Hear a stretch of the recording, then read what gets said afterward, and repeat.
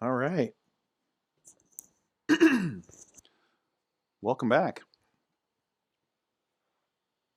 Good morning, good evening, good afternoon, wherever it is that you are. For us, it's the morning show today. Thank you for joining. My name is Trey Gallaher, and this is my art stream. I'm usually out here streaming Saturdays, Sundays, usually in the evening time, but today we're going morning. So apologize if I have a little morning voice. Take a sip of the drink today. It's coffee today. I hope you can find yourself a nice beverage and come join me today. Um, Kick back, have me on in the background. If you want to draw along, great. If you have some drawing of your own to do, great. Or maybe you got some work you got to get caught up on. But either way, thanks for flying with me today. I appreciate having you along.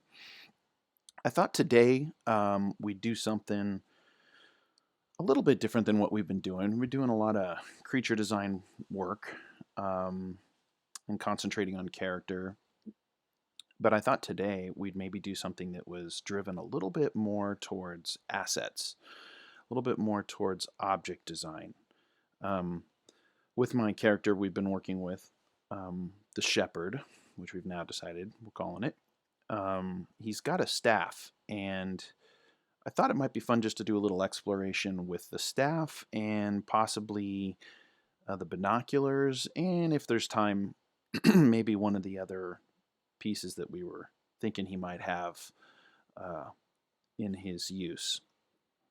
So, um, so I think that's what we'll do. We'll start out by doing some roughs, maybe playing around a little bit with markers, get some shapes working, and then maybe if we get time, do sort of a three-quarter view drawing with maybe some orthographics. But even if we got into orthographics, I probably wouldn't slow us down that much in stream here to do something so slow going. It may be a loose orthographics to get the basic shapes, and then enough to kind of help me out with proportion. But I don't know that I would actually go so far as to measure things that exactly. Um, so welcome. Hope you're having a good week wherever you are. I hope it was a good one. Thanks for coming back, and if you're new, welcome. We don't play music on this stream, mostly because we're sort of engaging and thinking design, but also because of just you may want to listen to what you want to listen to. I might be listening to Naughty by Nature, whatever it is. Um, we're all listening to what we want to listen to. So put on something that you like, grab yourself a beverage, grab a pencil, and let's do some drawing, okay? Thanks for coming along today. Um, I am going to start out with on just probably some regular paper. I frequently like to use just sketch recycled paper. I do kind of like the Canson stuff. It seems to have a little less tooth to it. So I'm going to do some drawing on this thing. And then if we get to something where I need a little smoother, nicer polish, then I will switch over maybe to some marker paper or something like that.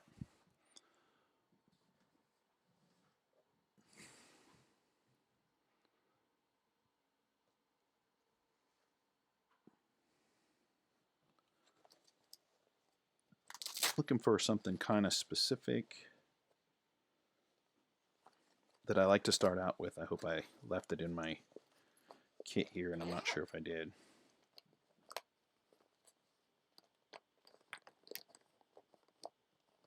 Ah, yes. So whenever I'm doing marker work, I try not to get too specific too soon, at least if I'm doing the designing phase. It's all about staying loose, finding some shapes. So sometimes I'll work up more values or maybe do an actual rendering in markers. But if I'm going to go so far as to make it really, really a nice rendering, I'm not sure I would stay entirely in markers. I might either consider just painting it or maybe working digitally, but but designing and sketching with markers I absolutely love. That's one of my favorite things to do. It sort of gives you quick tone, allows you to see value. Excuse me. Still got a little morning crud there. Take a little sip here. Hold on. Excuse me. Okay. So it keeps me loose, keeps me from getting too tight, and then allows me to have some just discovery. So don't use a tool that makes it too perfect too soon. It's all about staying loose. So okay, here we go. So I'm gonna just start messing around here. Make sure I'm squarely on the screen. Check a little screen health. Looks like we're okay.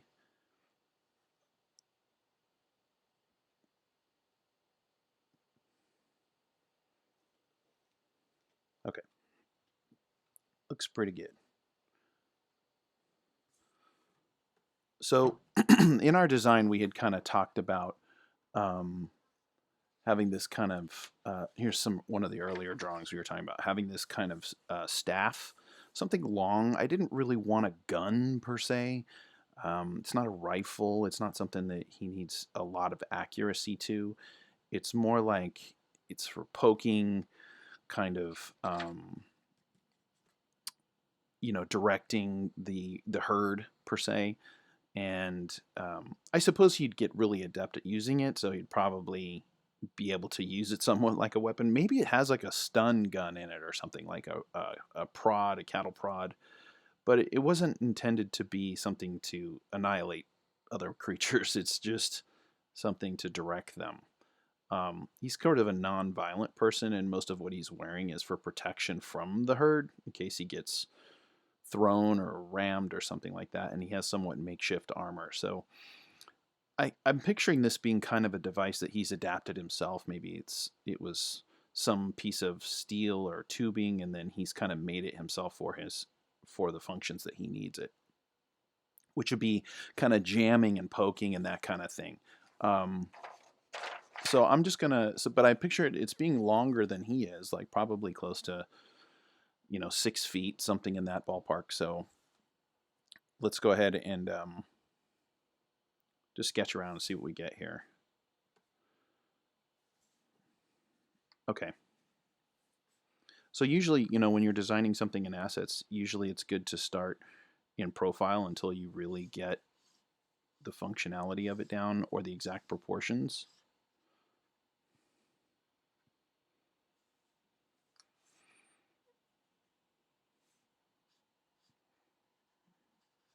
Picturing it having maybe a little bit of this longer butt end here.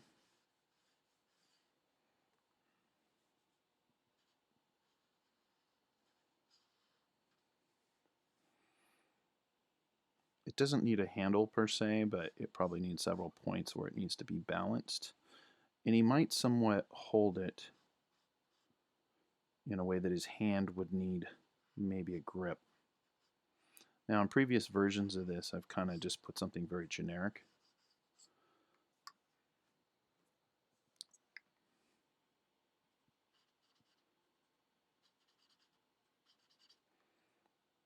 A little bit like I'm feeling like a spear gun of some sort.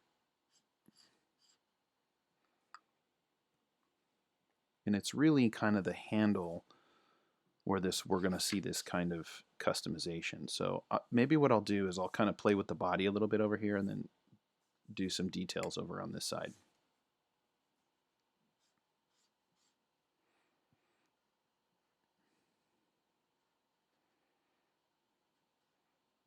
It's got kind of a handle scoop area maybe.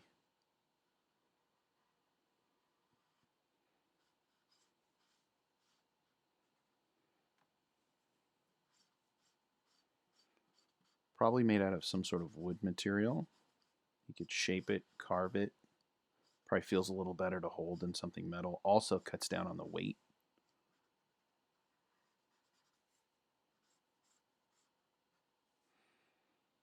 There's a little bit of a shoulder stock. That's the only part I question a little bit because that ends up making it feel a little bit more like it's like for accuracy for a butt of a rifle is to give you that reinforcement of the shoulder. So I'm not sure he needs that for shooting, but he might need it to just kind of poke things to stabilize a little bit. So that's a possibility.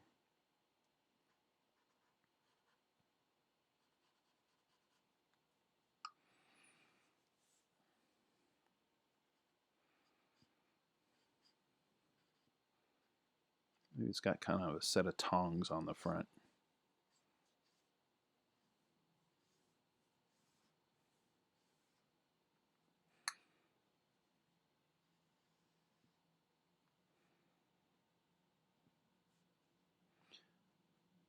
Sort of approach this from a couple different ways.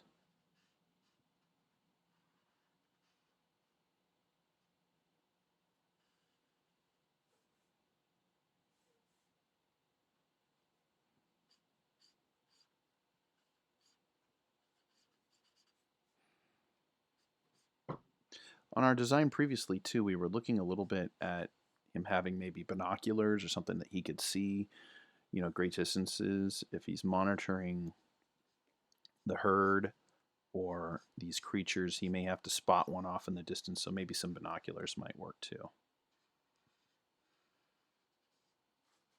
So I like this kind of little bit of C shape. It's got to keep the main force has to be here.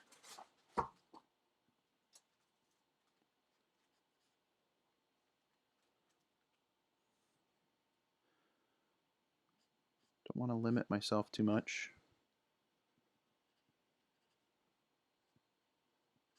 Just trying some interesting shapes to break up this design. Anything. I'll probably come back over these again for a little bit more detail. Just trying some interesting shapes.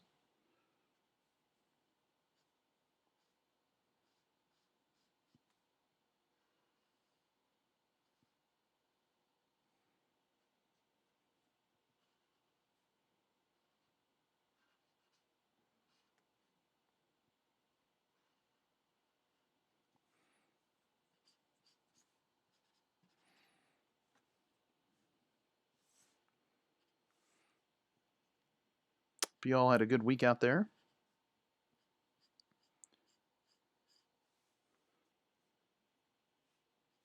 Had a good one.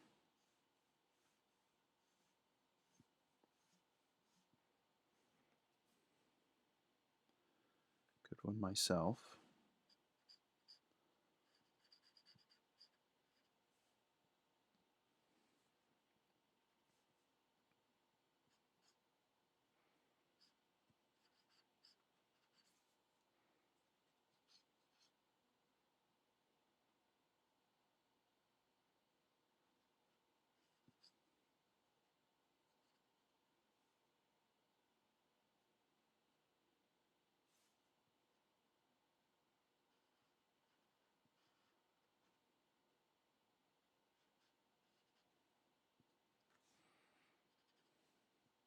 Many combinations as I can. Maybe this one I'll break off. Maybe there'll be two.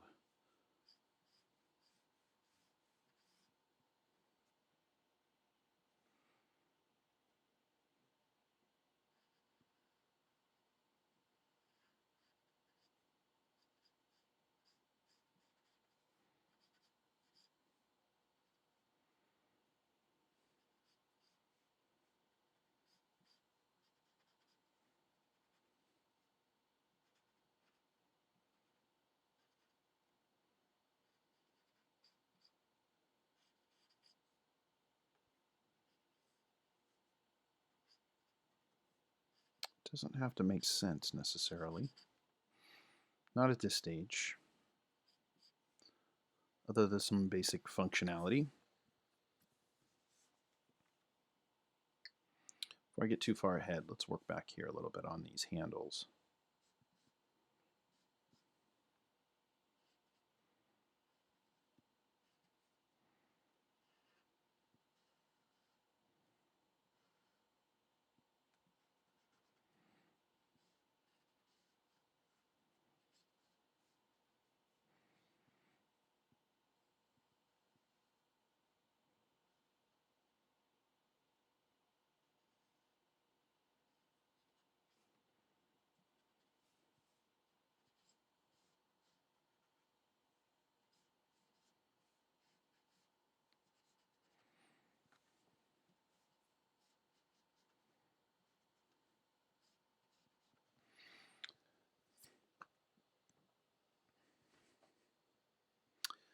A beginner for drawing. Thanks for the comment. Um, Beginning drawing would, for me, if you're talking the very beginning, um, I'd go with drawing on the right side of the brain. If you're going way back, very beginning, um, that's like one of the most, formative books ever in the history of drawing. Is I think it's Betty Edwards, Drawing on the Right Side of the Brain. This is sort of the beginnings of teaching you about observational drawing, which is where it all starts. It's like learning to see. Drawing is not something that happens in your hand, it's something that's happening in your brain. And so, whatever hand you build dexterity with is the one that you'll probably, gain the most control with. The more you practice with that hand, but really, it doesn't matter on the hand. Brain drawing is happening in the brain. It's a connection of what you're seeing, what you're thinking, and delivering a message to whatever hand that you're drawing with. Which is why, if I ever had to lose a hand, I'm not saying it would be easy, but really, you could learn that control again. People do it with their feet. I mean, it's kind of crazy, but it's all about seeing. So this book, Drawing on the Right Side of the Brain, really is the best one that I have seen out there, that really gets down to the functioning of what's going on when we're drawing, to us, to our bodies, and to our brains, what's going on. So that one teaches some of the greatest methods I've seen of actually improving people's work, by doing these exercises. And, a lot of it is also just practice. So if you just practice a lot, you're definitely, there's a lot of people that are self-taught, and that is definitely a way to go. But I think some instruction definitely helps, because you could spin your wheels for a long time making the same mistakes and building mistakes into your drawing that are bad habits. And you want to get rid of bad habits, or you're wasting time, or just repeating those things that are not helping your drawing improve. So I think if you're at the very beginning, Betty Edwards, Drawing on the Right Side of the Brain. If you want to go up from there, there's a variety of perspective books. Montague has a great perspective book, which I think is one of the best for just general drawing. I think it's on the 4th edition now. There's also, God, I remember when I was a kid, actually, too, I really liked drawing. The Marvel Way was pretty good. That book has been reproduced for years because of how great of a book that thing is at hitting the principles of what's there. The explanations are not always great, but at the heart of what you're doing when you're learning, there's some really good examples, and it's a method that's pretty easy to visually understand. And I think that's what it was designed for, right? Was for kids. I think it was Stan Lee, John Buscema, I think. So that's another great one, especially for a younger audience. So anyway, the Montague book for perspective is pretty good. I'll have to. I'm trying to remember if I have any. I want to make sure I get the names right. I might be able to put some notes or something in this afterwards on a recommended reading. Also, I have a Discord channel. So if you're interested in maybe that kind of thing, I could pop over some stuff to my Discord channel. You can get to my Discord channel by just clicking on the About page here in Twitch. You can see I have a couple links down there, and one of them is to Discord, which is a place that I'm trying to engage in dialogue a little bit more outside of the stream, and give people feedback and that kind of thing. So if you're interested in being a part of that, I can definitely leave some additional information there as well. There's another book, Keys to Drawing is Not Bad. Bert Dodson, I think is his name. He's got a pretty good book too. I think there's some really good observational drawing techniques. The next thing about drawing, for if you're learning how to draw, is there's observational drawing, right? Which is drawing from life, understanding the world that we're in. But then from there, it's also about learning to draw from your mind, which is sort of the other half of the coin, right? Part of it's drawing from life, the world we recognize, and then there's drawing from imagination. And there's a couple books on drawing from imagination. There's a visualization book which is pretty good, and I'm trying to remember the name of it.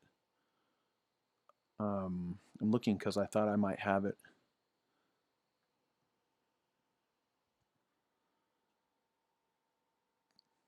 Rapid Viz, that's it.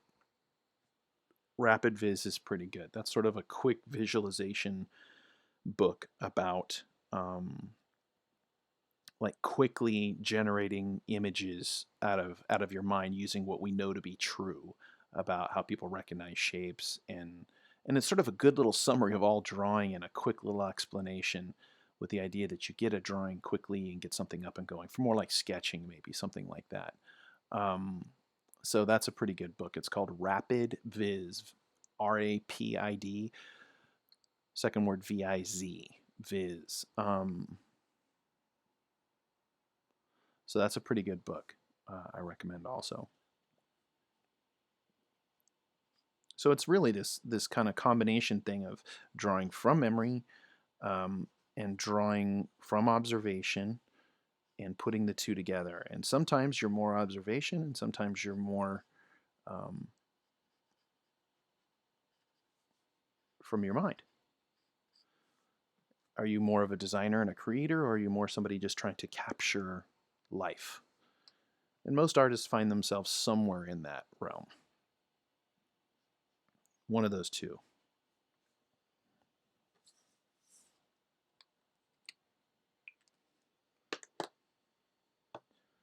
Give me 1 second here. Switch up the tunage. I don't know what you guys are listening to out there. For me, it's a little hip hop this morning.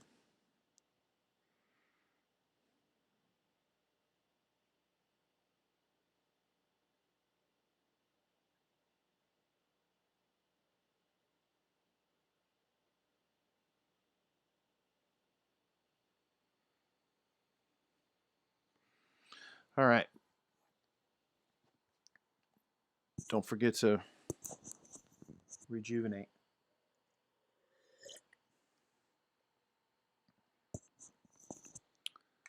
Oh, great. Yeah. Welcome. I'd love to have you. Leave me a note there. I'm trying to build my Discord a little bit more. So I appreciate any feedback, or if I can give you any feedback or feedback from anybody that's there. So it's just Trey Gallaher Discord channel.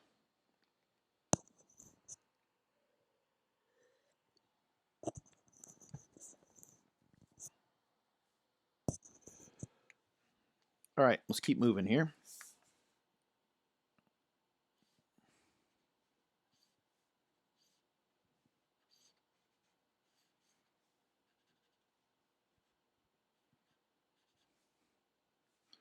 So again, if you're just joining, we're working on a staff design for a character I've been working on in episodes, well, pretty much from 8 forward. We've been working on this design in one form or another, but 8, 9, 10, and 11, and the last one at 2. I think 15. God, I can't even remember what we're on now.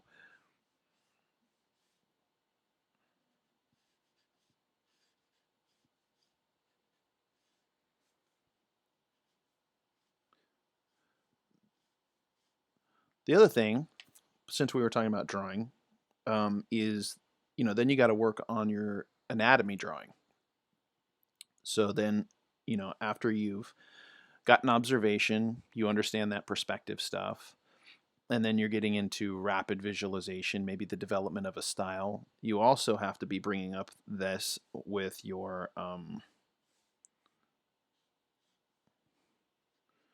understanding of anatomy, because most likely if you're drawing, unless you're strictly doing environments or something like that, you're gonna be dealing with drawing creatures or people or animals, in which case having some understanding of how anatomy works, and that would be another form of study. So a good anatomy book is great. I think one of the best anatomy books ever. I used to like the figure drawing by Reed was very good. It's kind of an old one. That was the other good thing about the How to Draw the Marvel Way too, is that that one actually had a little bit on life drawing as well as a little bit on perspective. Um, and so, Gottfried Bomis had some amazing books which have been redone in English, which are outstanding. Visualization, Constructive Anatomy. That's another really great book for drawing, life drawing. Constructive Anatomy.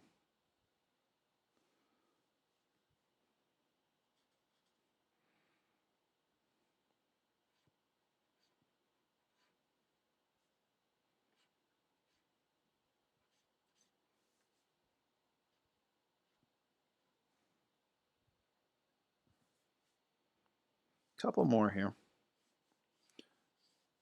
So I'm thinking more and more as I do these. Every one I do, I'm learning a little bit more.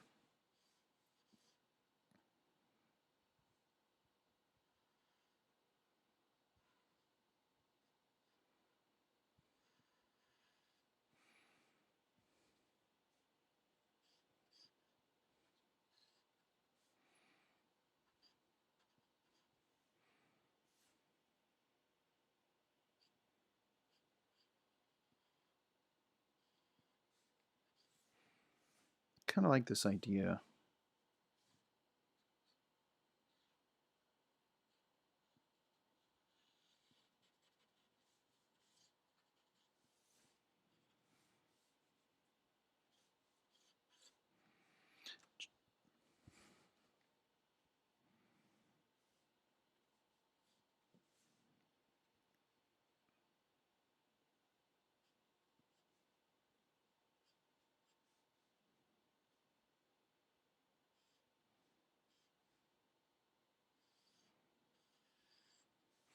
Notice I'm starting to play around with the straight shape. Maybe it doesn't have to be straight. I figured that if it were straight, it would probably be stronger just by sort of 90 degrees, working with materials that are pretty rigid. This would give it more strength, but maybe it doesn't have to be so rigid. Maybe it could be something that bends a little bit more. It does need to take force, but that doesn't mean that the force can't maybe distributed, the energy can't be distributed another way. Like maybe I think of like a bow, a bow and arrow.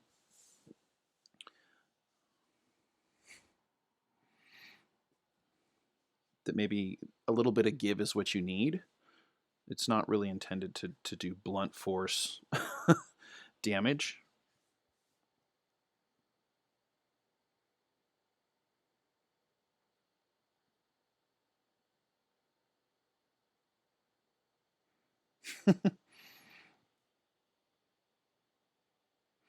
Yeah, I mean the rules. Thanks for asking, by the way. I mean the rules are just there to make sure people are being respectful. That's all. I would probably say go into the general area as a place to post, or I would say in the feedback might be another good area, or general miscellaneous if you want to advertise something. For the most part, if it's kind of geared towards general audiences, people can make announcements about something they might have coming up, so that's okay too.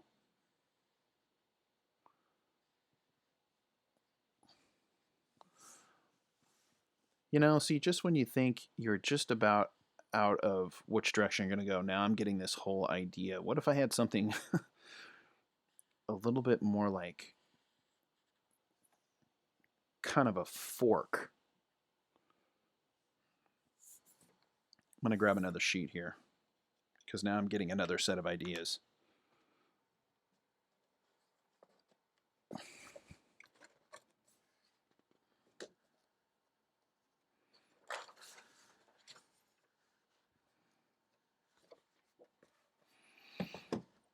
Just to keep going. Keep it going while you got the juices flowing. I'll tape this one up here.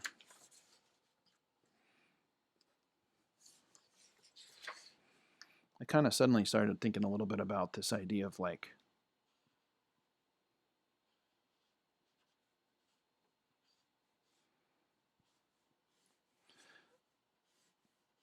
feels a little bit more like almost a trident.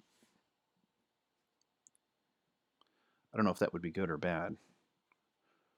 He doesn't want to hurt them or spear them. He just wants to poke them along. So I don't want to look too damaging here.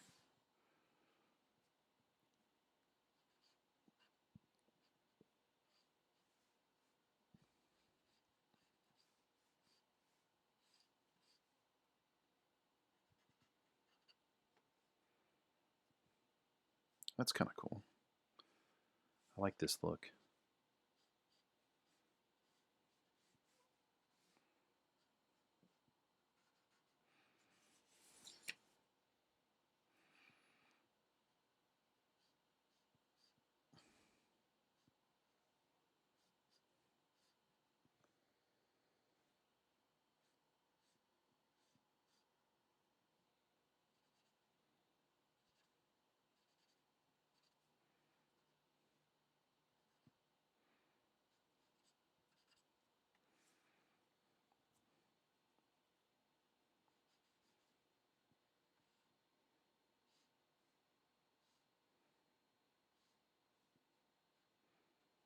Maybe this thing's a little bit more like a broom.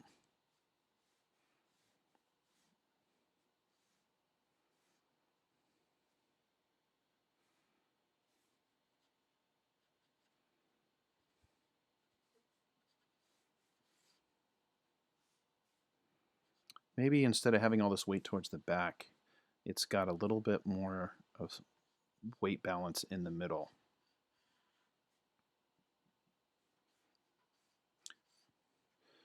I don't necessarily know what all these things are. I'm just creating interesting shapes to try to create an interesting rhythm. So, but I like this. Maybe it needs to be, I've been giving it a lot of weight towards the back for reinforcement, but maybe he throws this thing. Maybe, this is a bit of a sci-fi character, so I imagine it's got some sort of technology in it. It's not completely just crude. Okay, now I'm thinking a little bit more about interesting tips. So maybe this thing kind of generates a little bit of a, sound effects are always good, by the way.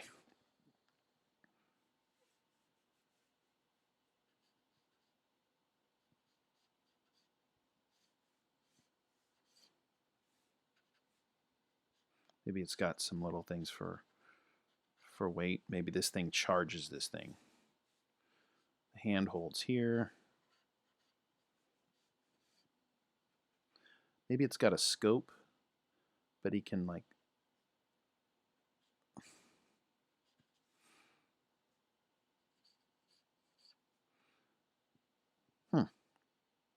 Okay, now I'm having fun again with some of these interesting new ends.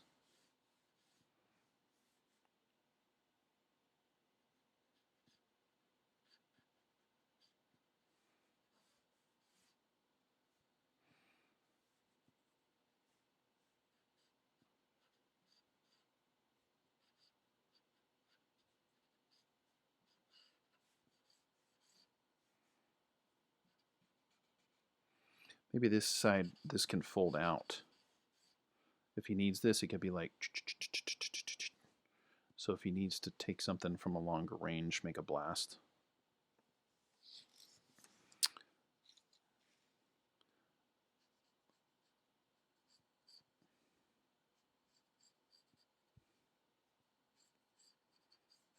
When you're designing like this, it's probably a good idea to set a time limit, because you could just go forever. So let's see. We've been at it now 25 minutes or so.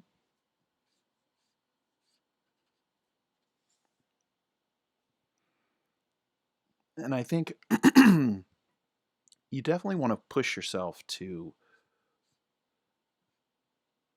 go as far as the brain can go. Sometimes you take a break and you come back and then you have it again, right? It's like you stop doing it for a little bit, and then you come back, and suddenly you're a little bit more, you're revived again, or your brain's in a new place. So these pieces here are usually some sort of detail now that I'm doing here, and I'm kind of looking at these middle pieces or the end pieces here. And again, I don't know what this stuff is, but I will sort of figure out what it is here in a second. So let's do a few more. Keep pushing it. Keep pushing it. I think I got a few more in me here.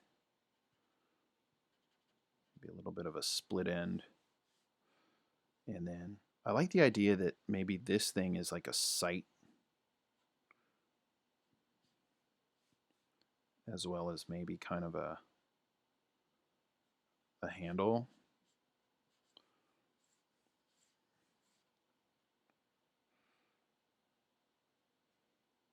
Maybe another one up here for balance. So he's kind of holding here.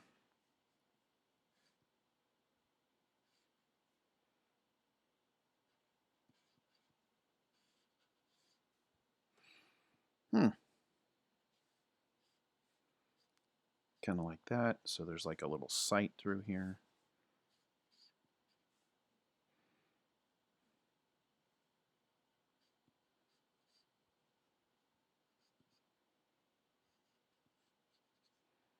Makes me think a little bit about the feathers on the end of an arrow. Has a little bit of that aerodynamic quality. Not that he's going to throw it per se.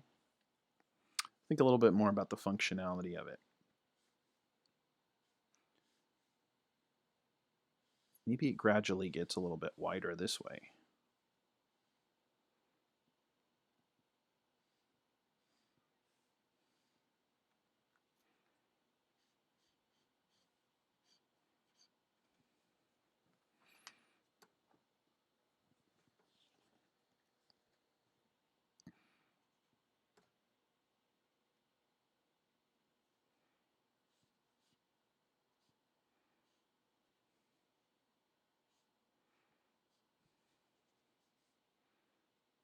Sort of handle opening here.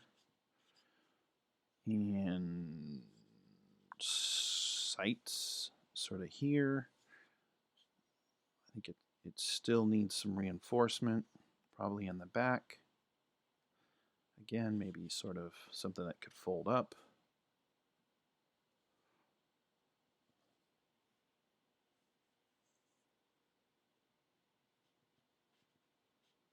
It's funny, what am I seeing? I'm seeing crutches. I'm seeing crutches, and I'm seeing those little lighters that you start a barbecue with, or a candle. Let's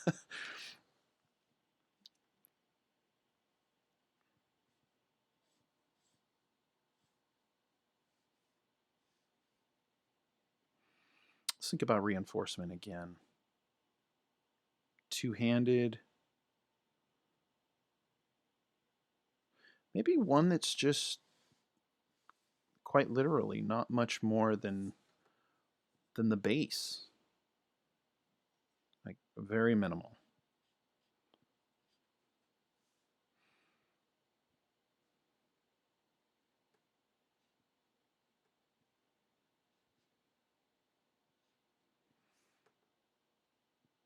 It's got a handle, boom, it could send a little charge through here.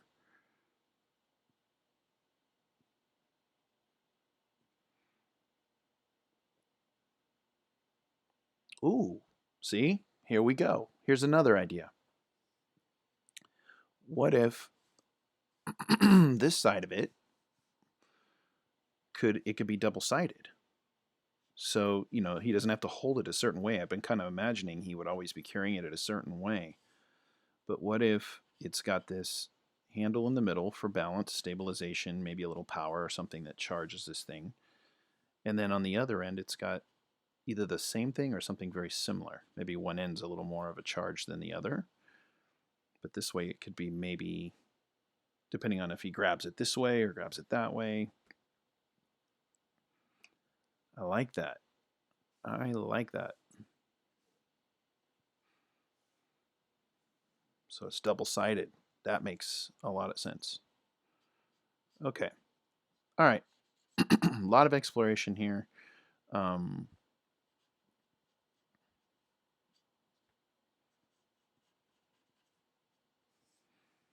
and I think maybe one more here.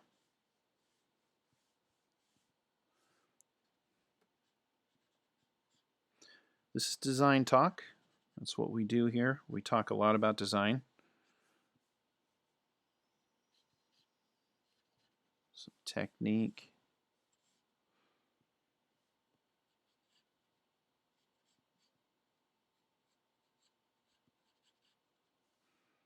Good design has thought process that goes into it. Reasons.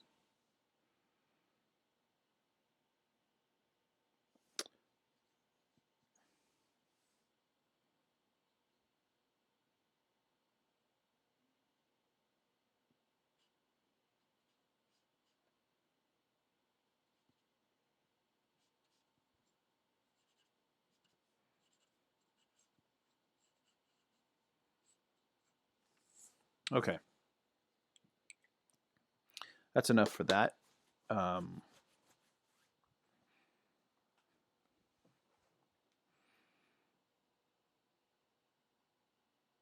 so one thing I think I will do now is come back in over the top with a pencil, or I mean with a pen, and detail some of these. Come back to some of these earlier ones and give them a little bit more description.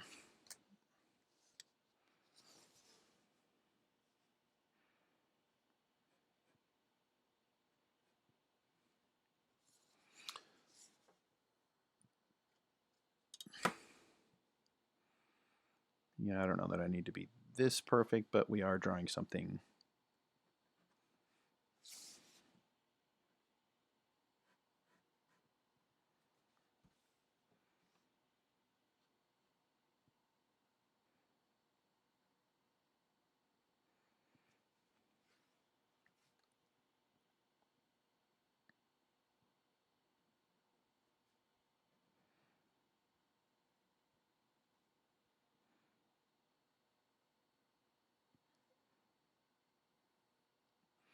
Now that I've done some more exploring, I don't care for how much this one looks a little bit too much, just like a rifle.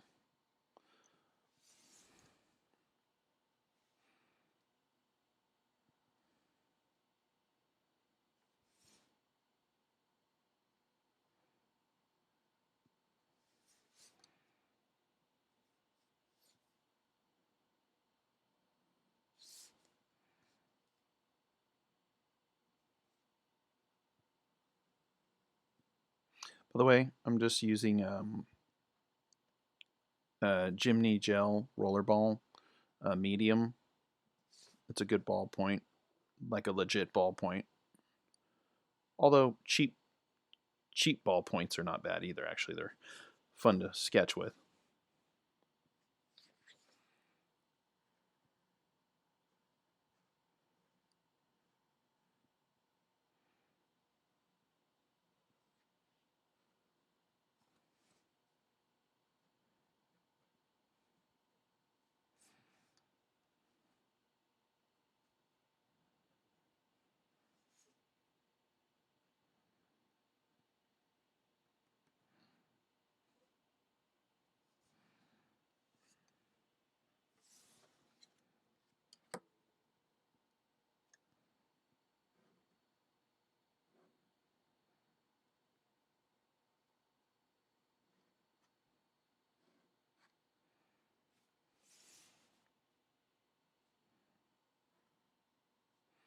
These are sort of second pass now, which will be a little bit more detail. This is where I might get into the nitty gritty of what some of these shapes are.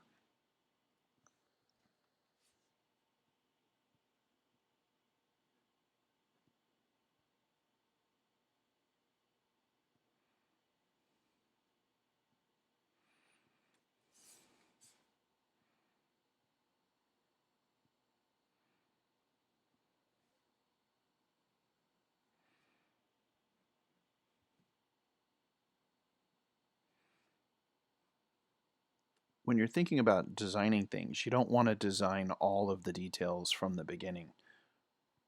You want to let things evolve a little bit and kind of work in passes. So the first one was a little bit more silhouette play, and this one might be a little bit more detail.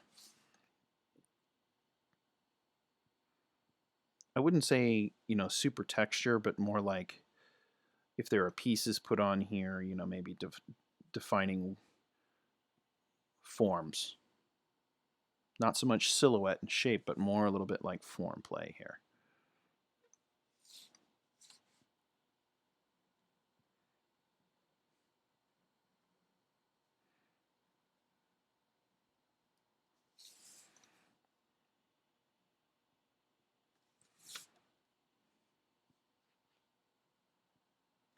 Move this one up a little bit.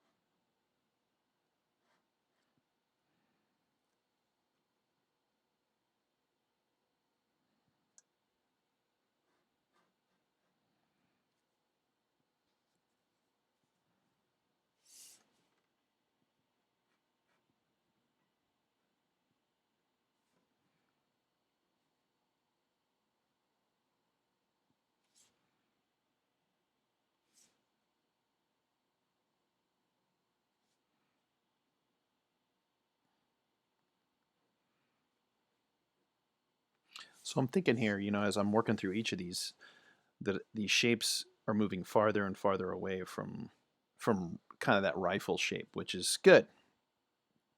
I think I'm still working out whether or not this butt end here, which is used for reinforcement of blunt force, is holding us too much to being a rifle. Because it's a shoulder stock, right? That's what it was designed to do, stabilize from the kick of the rifle.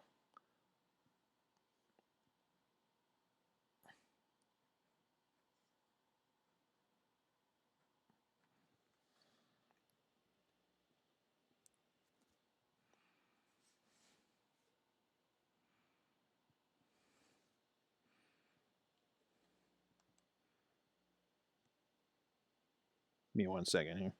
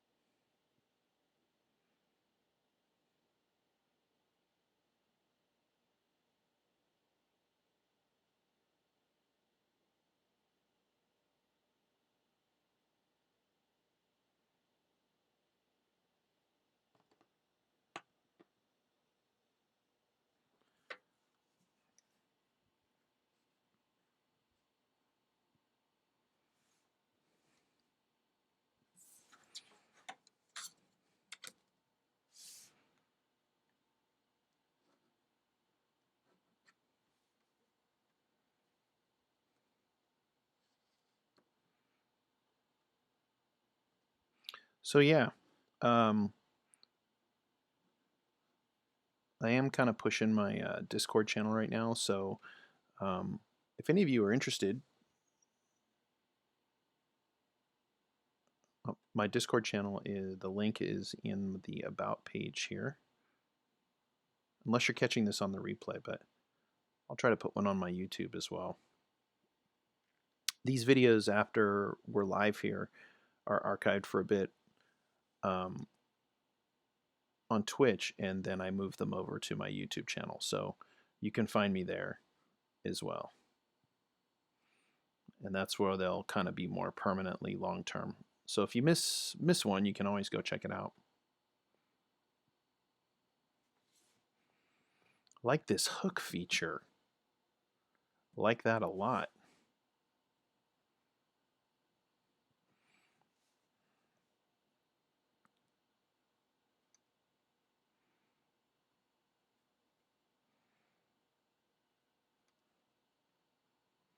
I'm going to make some little notes to myself as I'm working here, the things that I like. I like this curve. And this would be more of like the hand grip.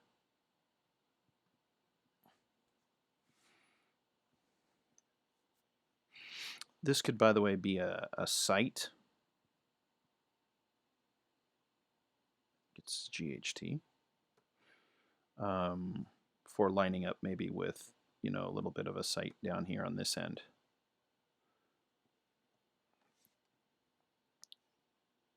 We'll say power tip.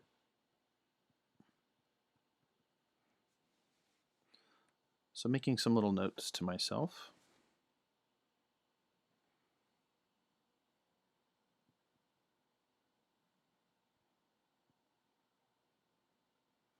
I love this back end here.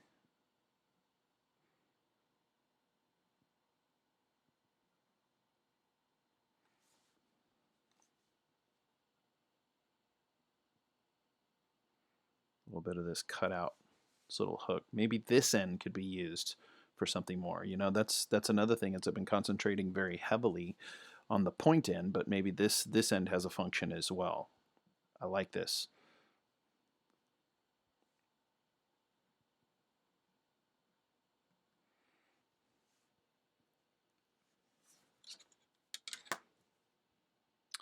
So again, you take a second pass and a little bit more detail.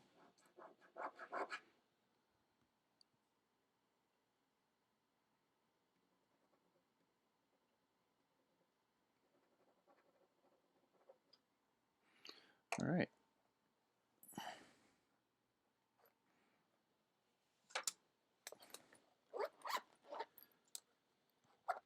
Back up. Looks like my pen's getting a little dry here.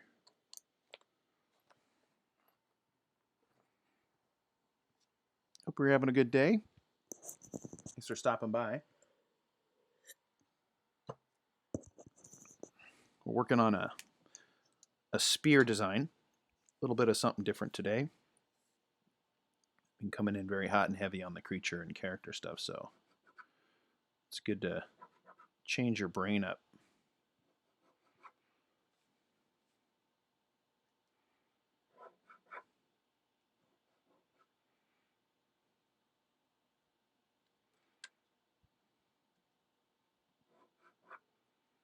And I'm not perfectly, you know, I'm not trying to nail all of this perfectly, but the straightness of it does kind of affect the silhouette.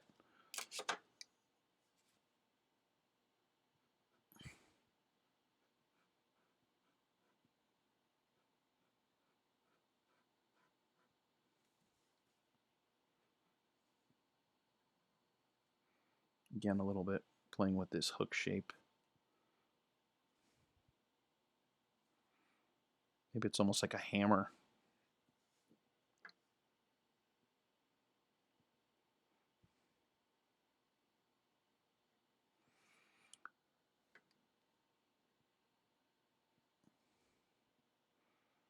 A little bulky in the middle here. I don't think I like that. But this interesting butt end. Not sure what exact shape that might do, but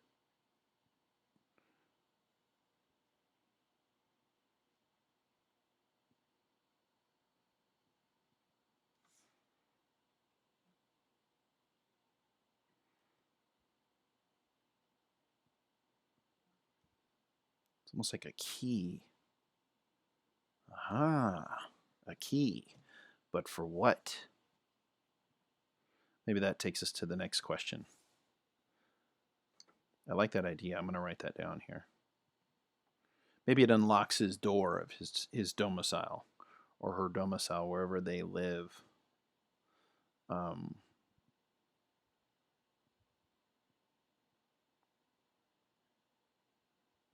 This is a key. Doesn't really look like it at first, but it could be. Definitely could be. Okay. I think I might jump ahead to a little bit of ones that might look more interesting to do, or if it seems like it's definitely something I wouldn't do. Like I don't think this is really doing much for me.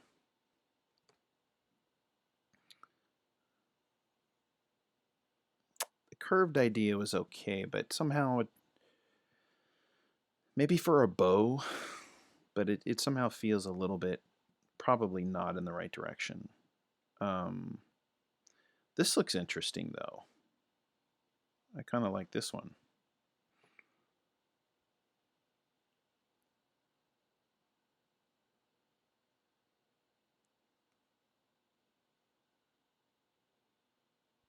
Love this. And I like this idea, this cutout, so I'm thinking a lot more about the functioning of the back now a little bit more.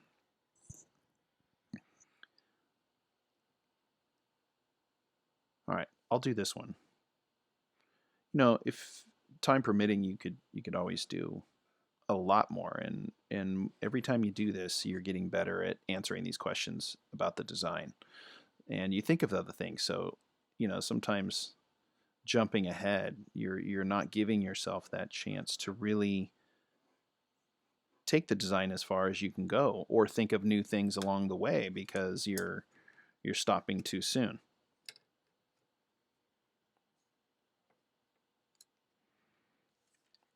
So, you know, time permitting, but you know, on stream here, I think I might jump ahead and try something that's looking a little more what's inspiring me now. I am my own art director for this one, so there's no real reason why I have to. You know, this is, sorry, breaking concentration here. This looks like a lance. I think of those lances where they would do jousting.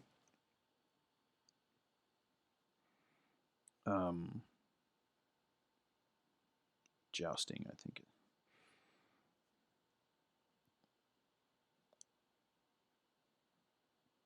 But yeah, continuing to push the design and experiment is great. And if you aren't finding something you like, then definitely I think worth doing that. So a little bit of these sort of 3-finger holds here in the back.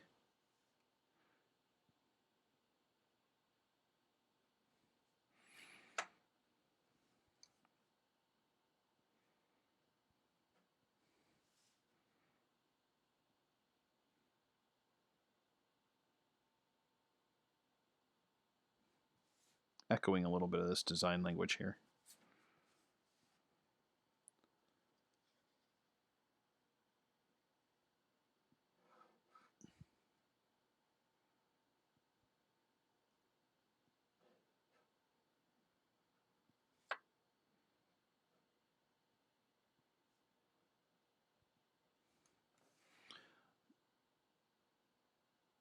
In this case, we're looking at one that would maybe have a little bit more of a kickstand. Maybe this thing folds up. It's not in the permanent fixed position. These would be like finger holds.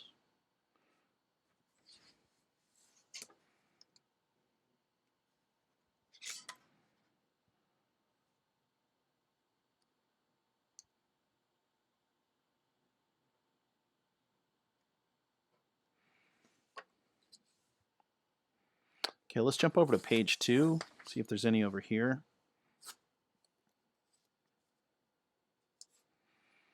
Things that are working, things that are not. I like this a lot. I will not lie. I like this.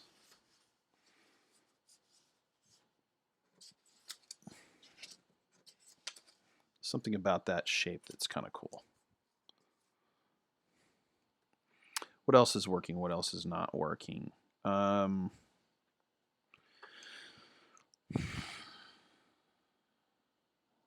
like this, but I feel like it's getting bulky, so I feel like this is not working. Don't like that. It's too bulky in the middle.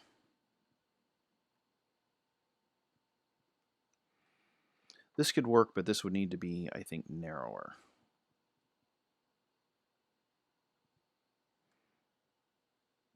These are very basic. This could work, but I like the two-sided. This is a bit heavier, so I like this one. Looks pretty cool. This one looks looking pretty good.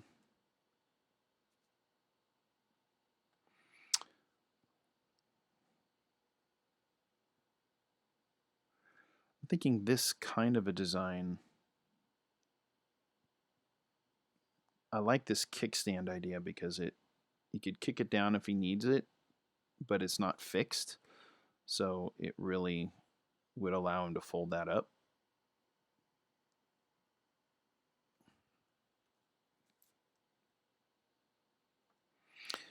One of the other things we were kind of learning here along the way was the idea that this could be a siding.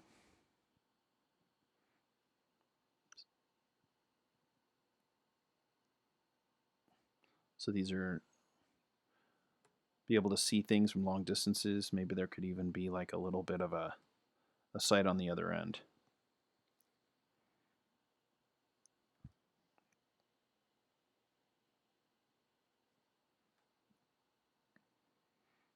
Maybe a little bit of something here on the other end.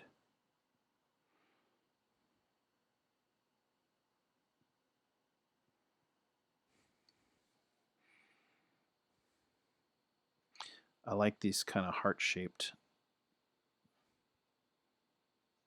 or I don't know, fork-shaped spork. There's a spork on the end.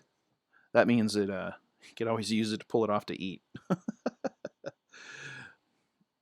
Yeah, we're not inflicting major damage here. This is not a war weapon. This is a livestock weapon.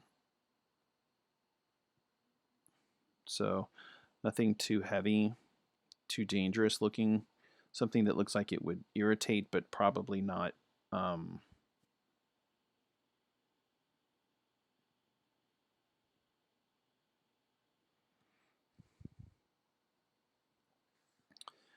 Sweep idea. We were talking about the sweep idea.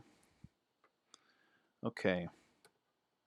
Getting a little bulky, so I think we'll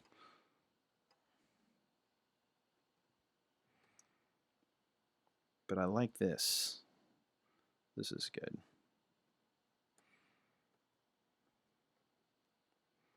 Kind of simple. It's okay, but not necessarily very exciting. So I think what we're gonna do. Which ones am I gonna do here?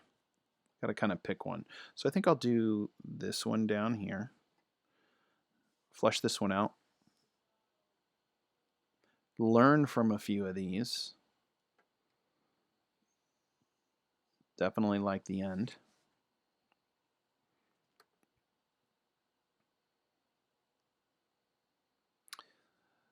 As cool as this would be tough to carry everywhere. But maybe this thing, these collapse.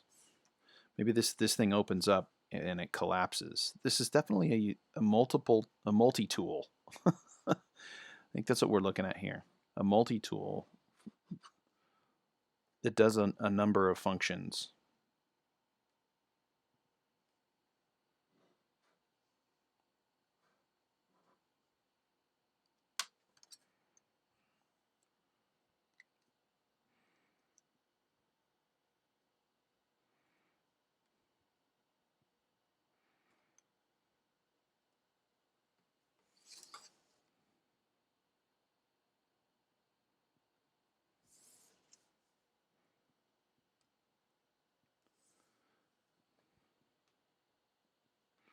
I keep coming to this one. I keep coming back because of the lightweight qualities of it. Maybe this has a fold-up sight. Okay, I think I definitely am going to work this one up a little bit more before I make my final decision.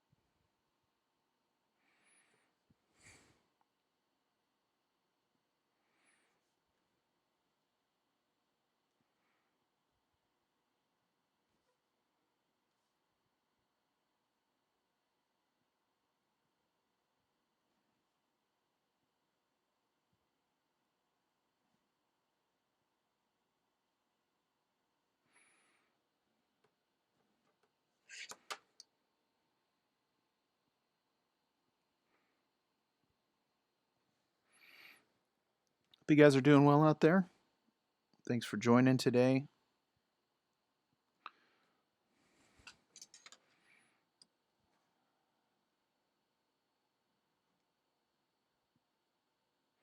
Just doing a little bit of a staff design today for a sci-fi, what we're calling a herder. A guy who deals sort of in trafficking livestock, some beasties that are being transported or raised, or I guess it's kind of like agriculture maybe. Or maybe he's just a transporter, maybe he's just delivery.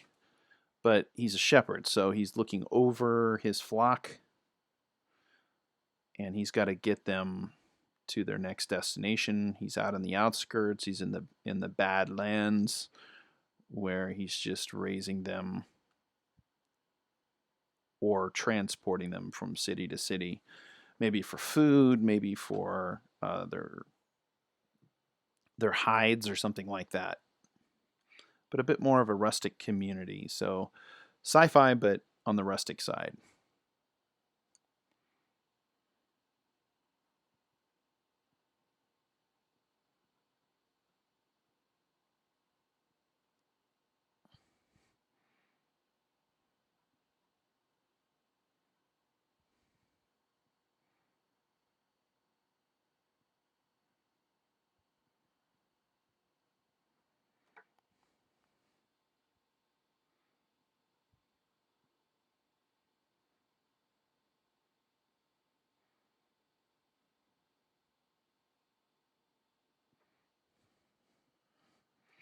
This feels like this is getting a little bit more of the feeling of futuristic but meets kind of primitive function. Bottom line, it's a poker. But it's a poker in the future.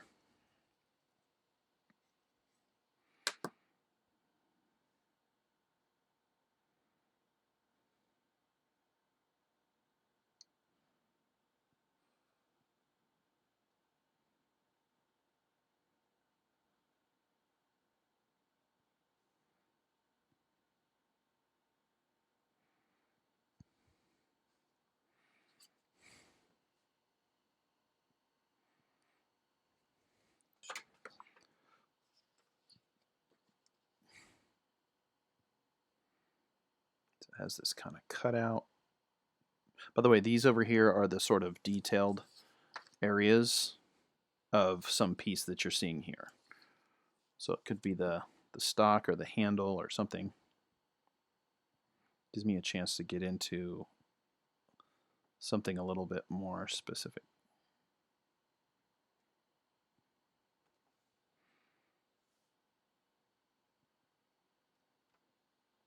I'm seeing a circular shape in here. I like that.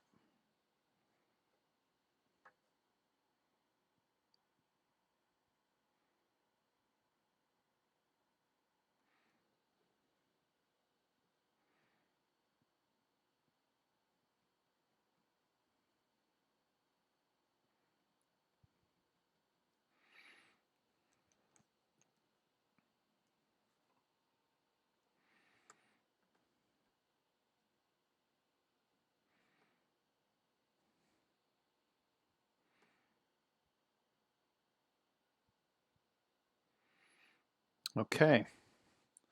We're getting close to decision time now. At least to move forward.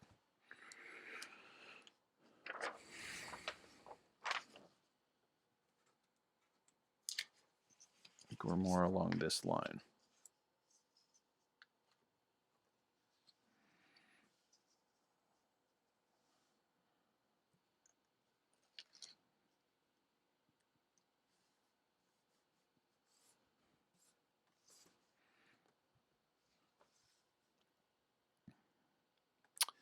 We've got the joust. We got the key cutout, this hook. I like this. Almost looks like a blade. Maybe it could be a blade. We got handles, but I don't know how necessary that is, and it might even make it more difficult to grab. It's funny, I really thought I would go with something more of on the butt design, looking at this earlier one we were talking about, but the more I see, that could be cumbersome to put it away. So I don't know if it needs something that robust. This is too rifle. I'm not big on that. I'm digging this a lot more now, with the idea that maybe this end, one of these ends has a fold down piece. Maybe there's one on each end.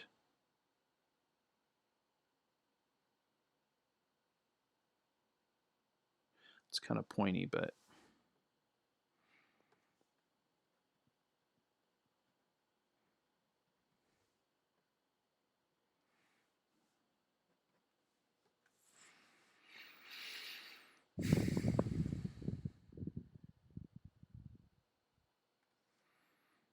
I like these tips.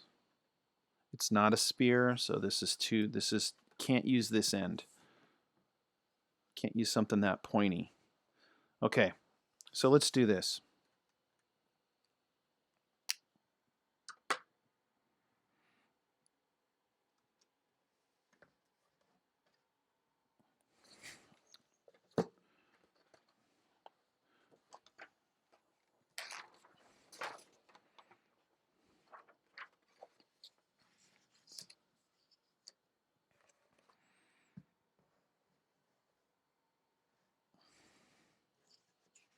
Let's make a list of the things that we like that are working.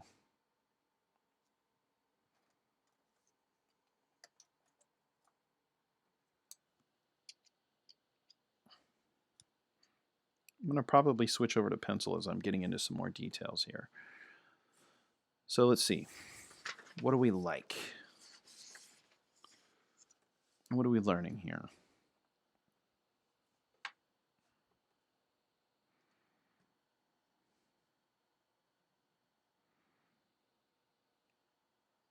Blunt tip.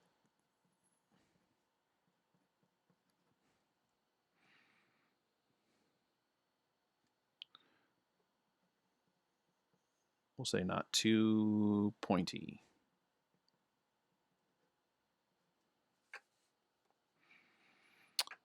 Not too bulky.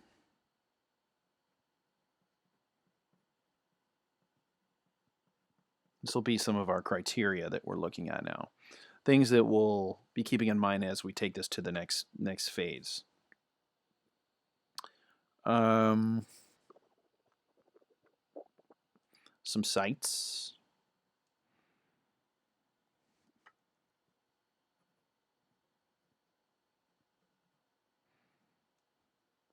For distance.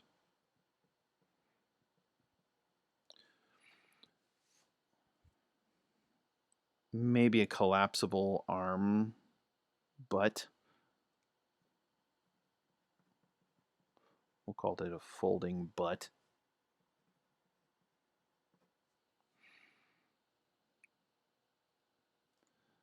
Multi-tool. So it might have some cutout shapes that would work for something else. Would this be thrown? could be thrown.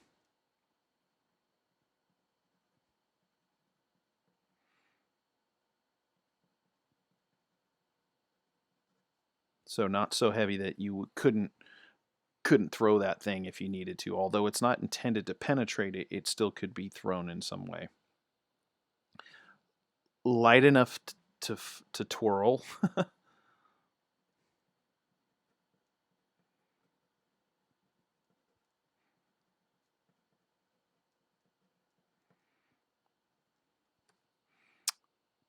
Solid grip.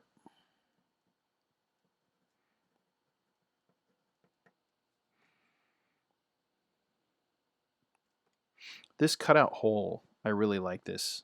Also the use of as a hook, and that could be relating to the fold butt, could be a hook also. So what we learned over here was that this shape could be used, this kind of hook idea. But it does have to have a solid grip so it doesn't slip out of the hand. So there needs to be a handle per se, or at least hand grips. And probably at least one, maybe two. We talked about it charging up energy, like having a little bit of this charging prod end, like cattle prod, something that charges it up. So I think that's one thing I liked about this over here, is that this is the charger.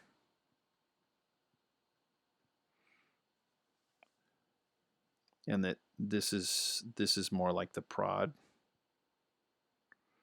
So it could send a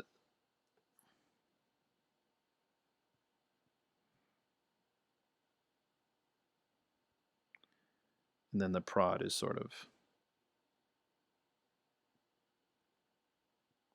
these different prod ends like that.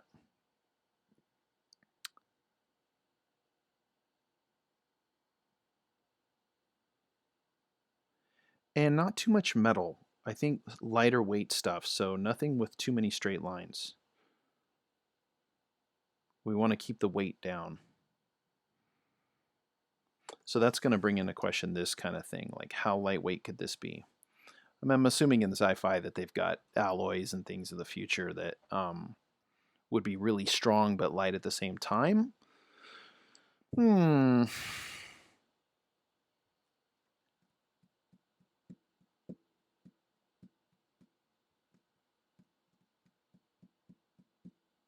But I also like that he's maybe made this himself, so he's working. It can't be too machine made. This is sort of his own invention.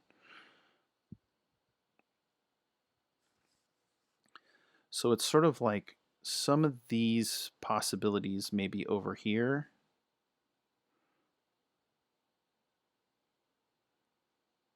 You know, maybe we bring this shape out a little bit and make kind of a hook shape.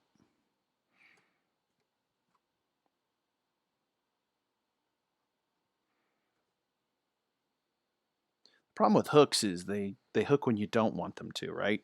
So that's not necessarily a good thing.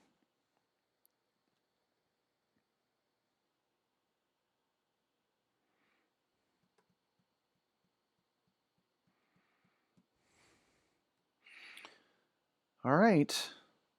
What are these are the things that we like. So, okay, a few more. And then maybe we'll try to get onto some sort of defining orthographic, a loose orthographic, not a measurable one.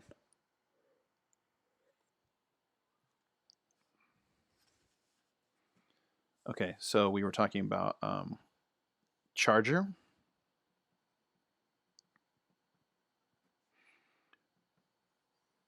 For the prod.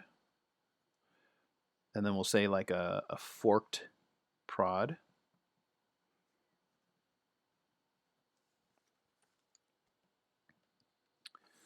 What else do we like? Oh, the concept of, oh, we said it here, but I'll write it again just so I don't miss it. Sort of a hook. Small, not a big one.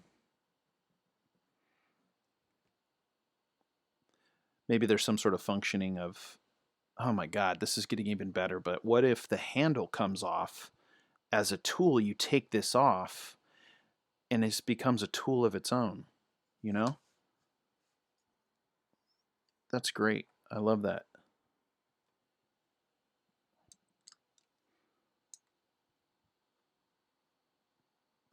So the tool and it comes off.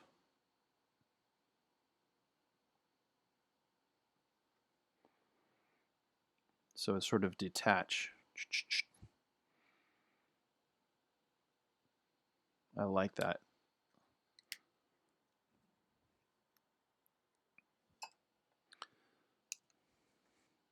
So this might be on the end here, but then he can take this off and maybe he can pull tarps, or he can trim something, cut something, shred something. I like that. So we'll say here, maybe the end is a tool. Comes off.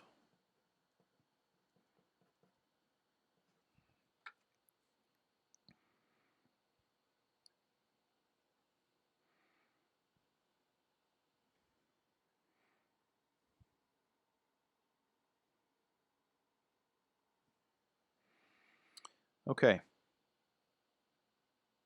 think we got a good little list here. I think that's enough. So, brainstorming phase, we'll put you aside. Important. And we'll move over to keep these available, keep these close. I really think we're probably going to end up with something like this. And it has this sort of fold down end.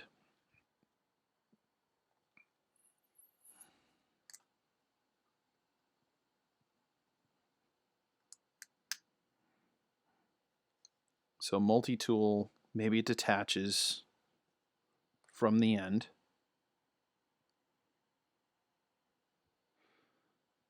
It could be on the end, not on the end, but it could. It could come off.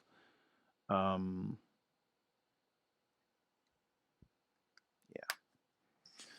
All right. So now we'll move forward a little bit, and for this second part here, we will pretty much just concentrate now on maybe sketching a little more specifically the exact thing that we're looking for. So I'm going to go to a pencil with a little bit more detail.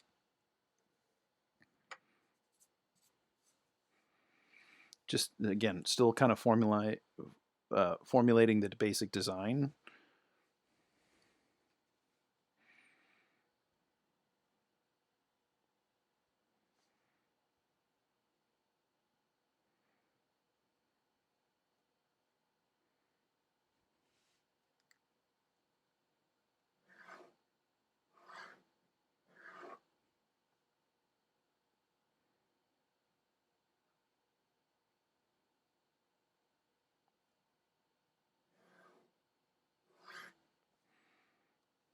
Sort of a solid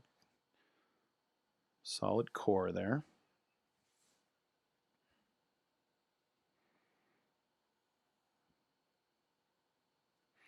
Again, I'm kind of looking at my design up here.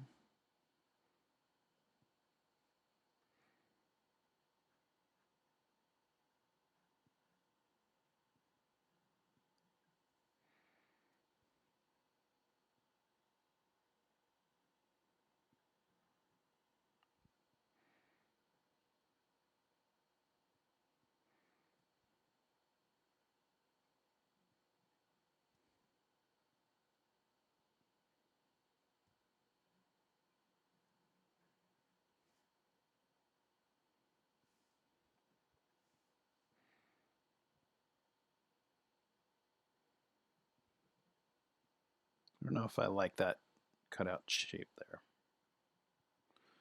But I do like this idea that this can either pop out as a hook design.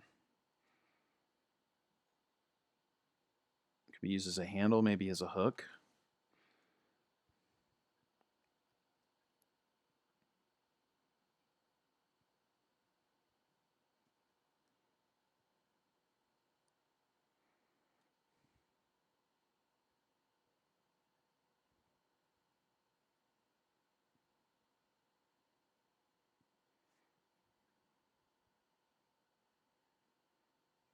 Maybe that's a little bit more curved.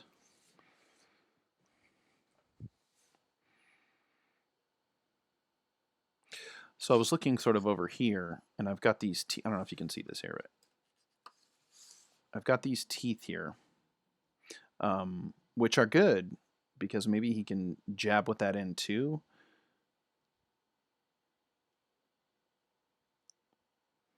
It's sort of what makes this pointy on both ends.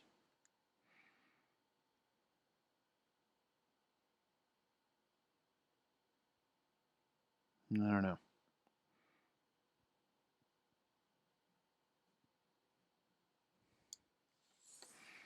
Try a couple variations here.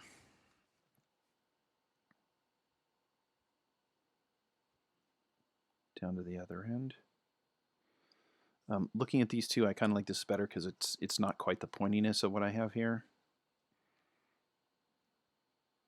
And I also was looking at these designs too, which I really like this, and I like this. So I'm kind of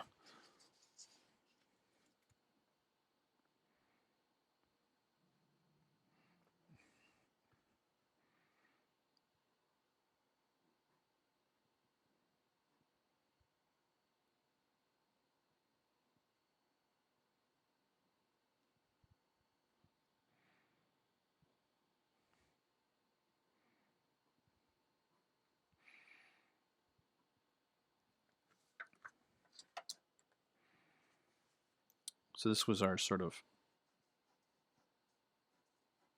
poker end.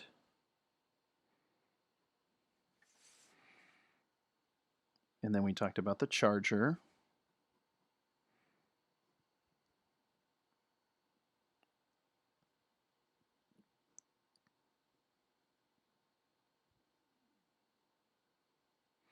You know, again, for something that needs to be balanced, you got to figure that for every bit of weight that you put on one side, right, you're putting on the other side. So everything has its ups and downs, I guess, is another way to say it. This is kind of up over here, kind of up, but then sort of equal weight somewhat here. Keeps it balanced, built around this sort of centerline principle. All right, let's move to the middle here a little bit.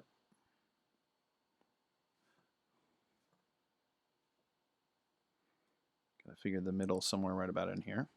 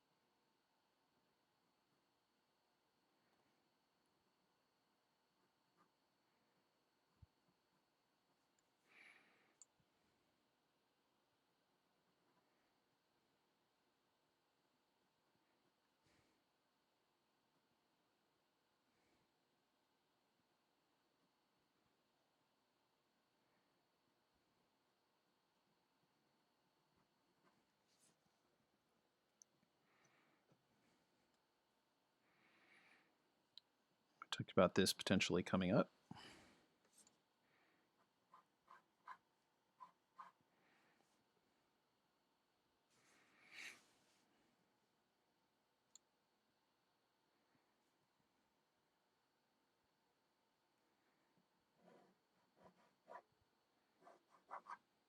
Using a little bit of a harder lead on this because I need more of the accuracy, so I need to define it a little bit more.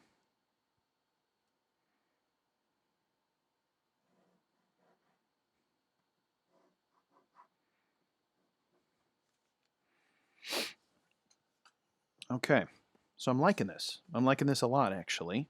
I'm taking elements of all parts of the design that I've done so far. A lot of the brainstorming is going back into this. I've got my list. Key points.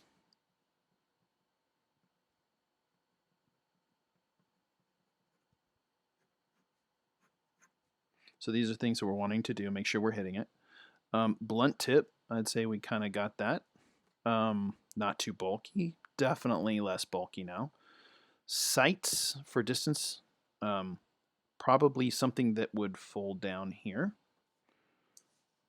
and could potentially line up here as well, as far as, you know, the sighting goes.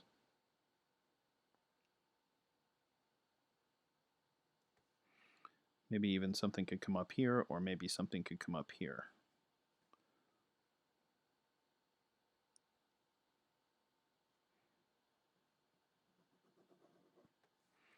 So definitely a sighting mechanism. Maybe the sighting mechanism could even be lined up from the back for even more accuracy. I don't know that, you know, he's not shooting something, but it could be kind of measuring distances. So maybe there's something with that. This is definitely a hand grip. A little bit of overlapping shape here.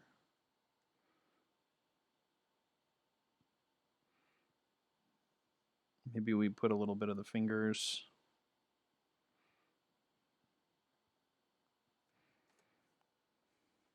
More definition there.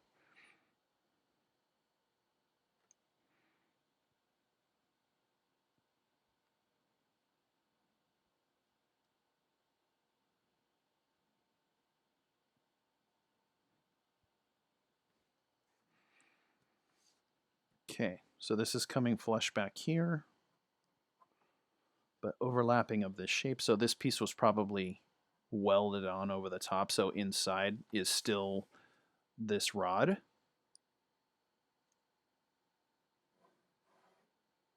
So it's, you know, inside is still built up this something light enough and strong enough. I don't know.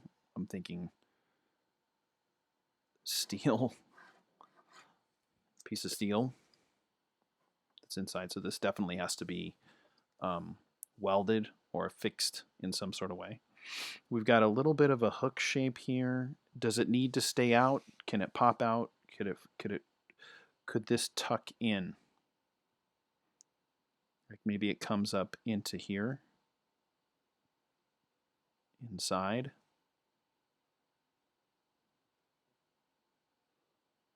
How could it do that though if the steel's inside, right? If the steel rod is still inside here, how could that fold up? So maybe that doesn't work so well. I mean, I'm not against it staying down, but I also don't want this to be too cumbersome either. Little bit of the feeling that this could be kind of shoulder stock. And this is decision time. We are in decision time for sure. So I think we're good here. I think we're good with the charger. We know that this is, you know, charging up the prod that's put on the end. We've got a hand grip here for balance with a sight on it. Maybe there's even some other forms of for charging the charger, or maybe this has some other function. Still not quite sure what these pieces do. This is more of the grip. It's light enough. It's not too heavy. It could be thrown. It's not a targeting object, but it could be thrown.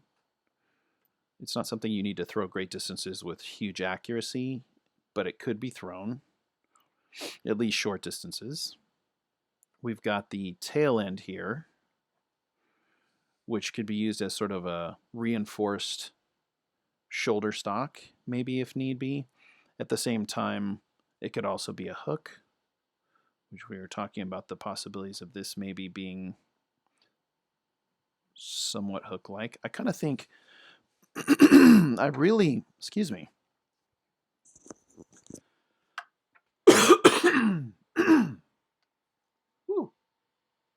Sorry about that.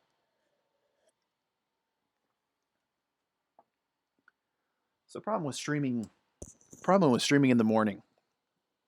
The throat is still waking up. But I really like the way that this is coming back to something a little bit more aerodynamic. I like this a lot because this is very streamlined, which I think is great, but it's also kind of sharp, and I don't like that. So I don't want it to be that dagger-like, which is why I like this end, but I don't know that I like this. So we may still need to resolve the back end here a little bit. So we have the hook, maybe another hook on this side. So there could be a hook here, it could be a hook here. We're trying to keep balance top to bottom.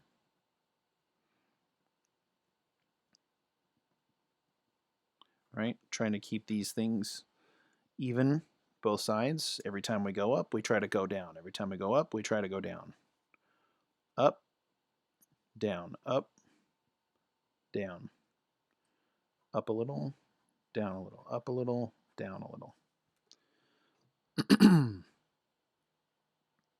So how to resolve this end? This is the part I think I'm not real sure of. So I think what I might do now is do a little bit of drawings of these to work them out a little bit more. Just to really draw them larger so that I understand all these pieces. So let's start out with what we know. Let's do the top piece here first.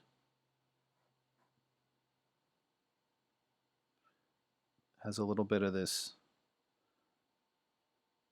prod-like quality to it.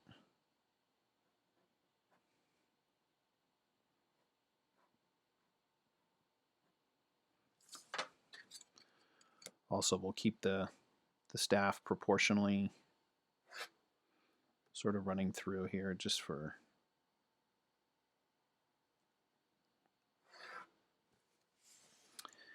and you know, I don't have to understand how all of it's going to be made, but there are some basics you got to keep in mind so that it at least makes some sense. And again, these shouldn't be too sharp.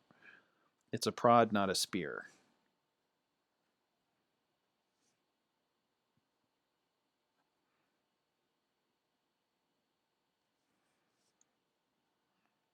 Charger, a little bit back.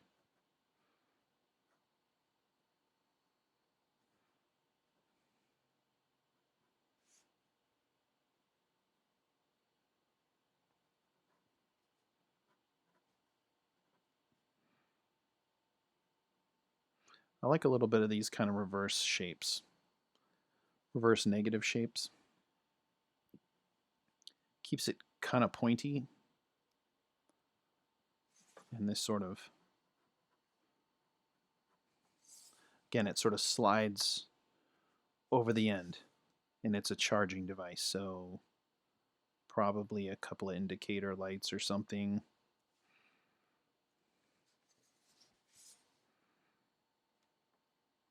It's a battery. Little details. Maybe the angling isn't. Maybe it's more round.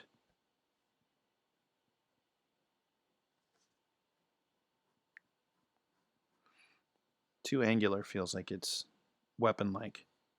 This is tool. So looking back again, yeah, I think it's too angular.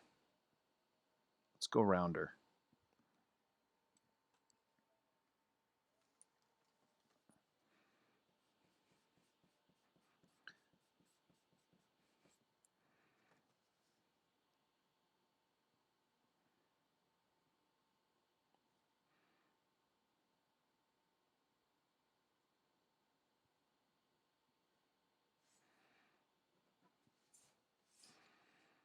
It's maybe too long.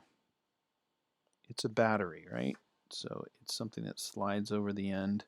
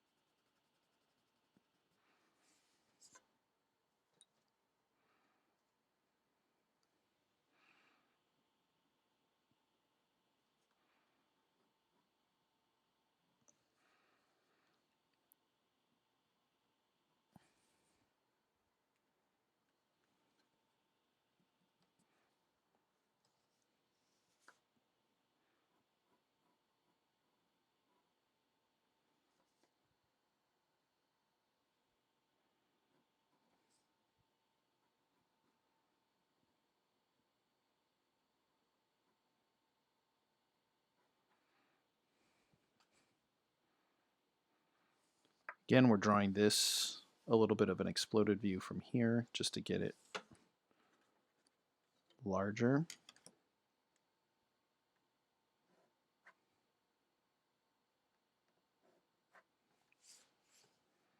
And then of course, this continues down.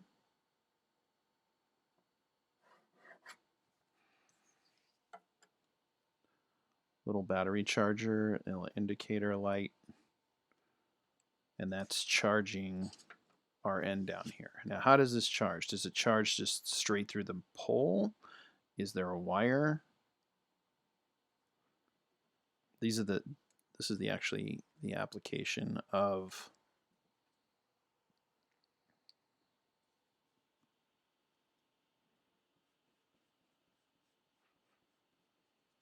no sharp points. And I think that that's something blunt tip, right?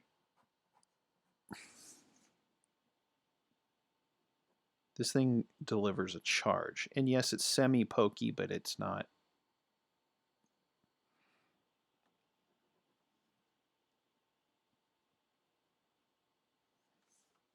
So these two kind of come together. I don't know. Maybe there's a small wire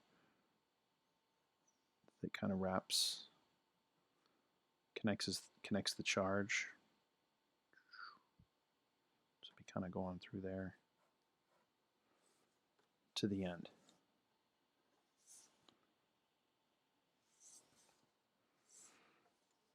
Okay, so this is the charger or the prod. These might be a wire. This is the battery.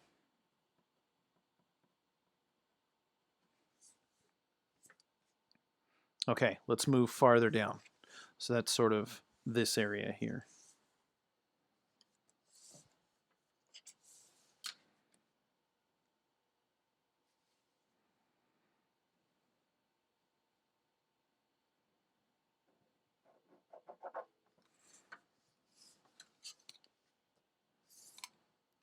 Okay, so now we'll drop down a little bit lower here.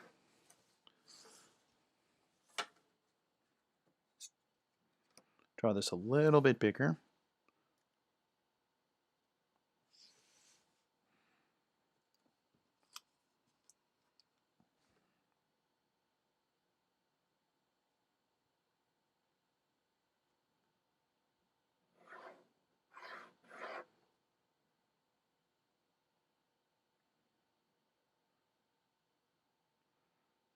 Keeping the staff somewhat the same thickness as my exploded view, or larger view. Sorry, not exploded view. Okay. So we're going larger. This is just the handle now.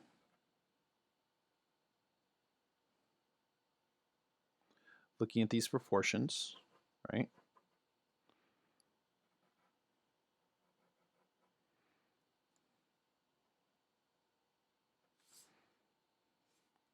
So the grip.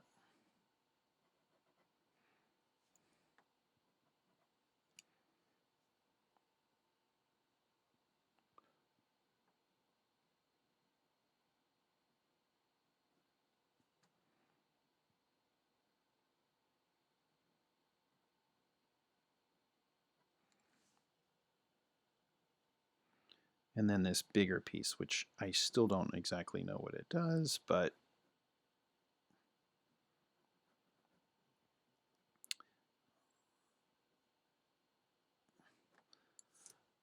I have a buddy who likes to make lightsabers. Truthfully, a former student. And he spent a year making it. Now, you know, a lot goes into even the simplest of machinery. So I'm looking at 1, 2, 3, 4. Got to figure it's at least a 4-finger grip.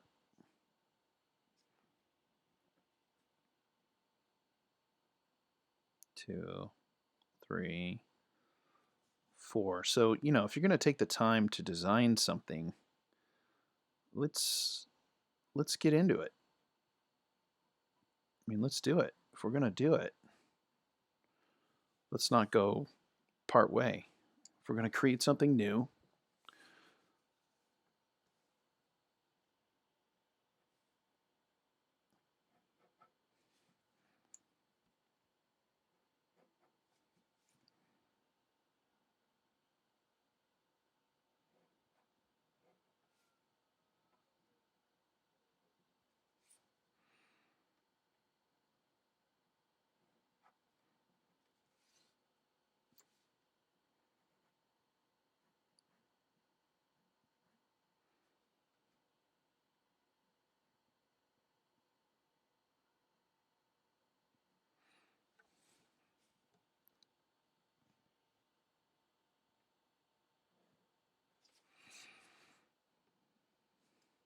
talked about maybe a sight, which originally we were looking at having maybe the sight here, but would that fold over the hand, or would that, oh, maybe it folds this way.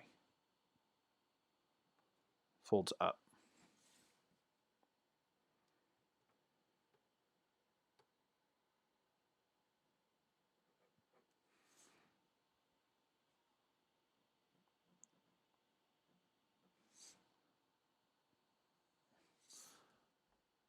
Okay. All right. Sight folds up.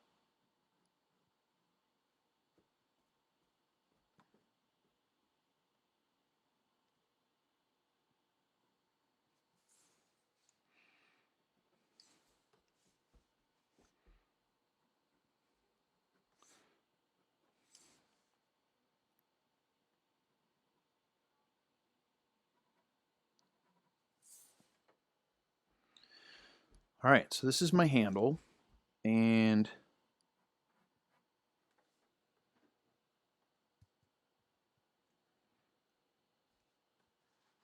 one second here.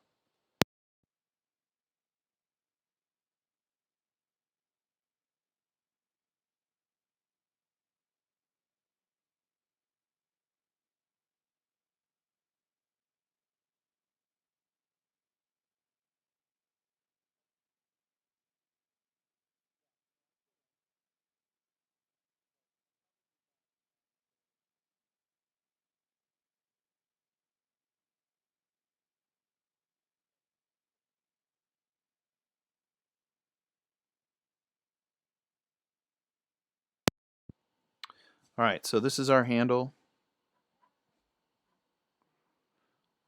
Kind of designed to hold, so a little bit of a hand grip there. Not sure if this would be some sort of like leather material, something soft for better grip.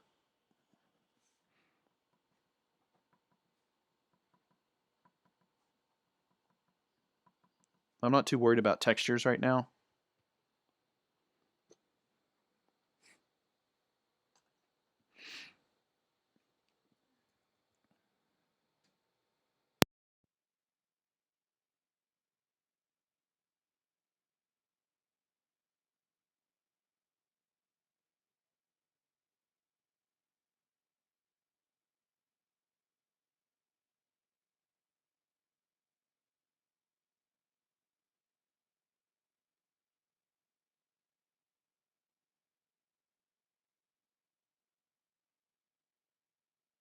All right, so that's the midsection.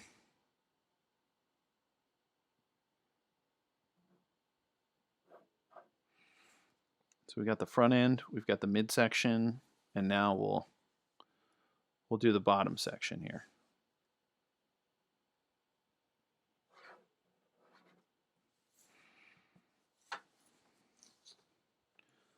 So again, I will start with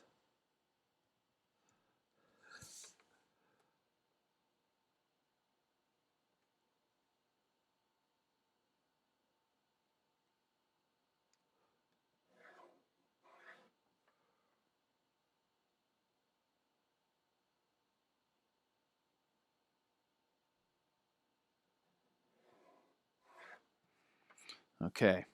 Now proportionally, remember I'm also trying to draw things a little bit large, but staying consistent from the different stages, so it's a little bit more detail. I think what I might do when I'm done here is a little bit of marker work over the top of this, just to help the form, understand the form a little bit more. And then that might be enough for this time. I don't know if we're going to get to a render this time, but the design will be done. And the design's very important. I mean, you got to know where you're going before you can really render something well, so that it also makes sense.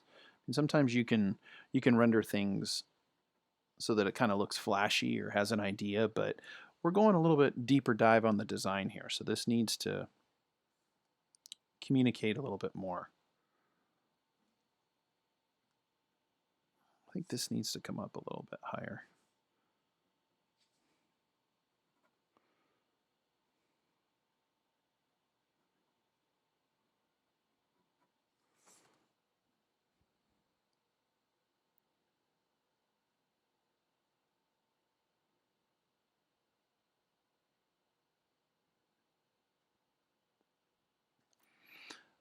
You know, I'm thinking this thing might be like a beacon.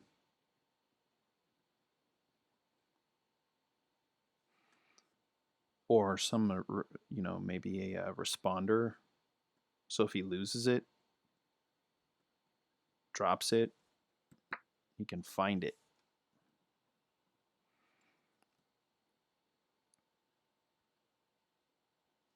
Okay, heading to the back end now. This is the one where we've got a lot of questions. How are we doing on our list, by the way? Let's check off here. We've got the sites, okay, which we definitely.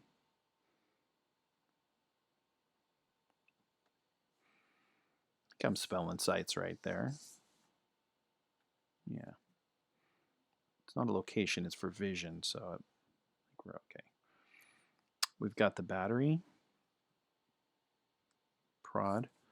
See, not too bulky, definitely. We're narrowing that down. We've got sights in place for distance. Folding butt. So this is something we talked about that we liked up here, but now we want to include that somehow into this design. This seems very fixed and a bit heavy, so I think we might have to make this lighter, but we'll work on this. This is sort of the questioning. Multi-tool.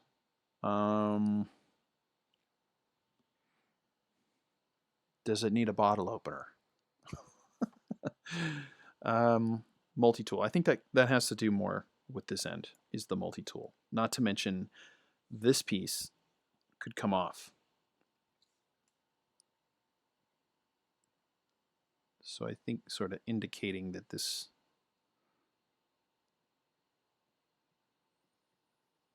comes off.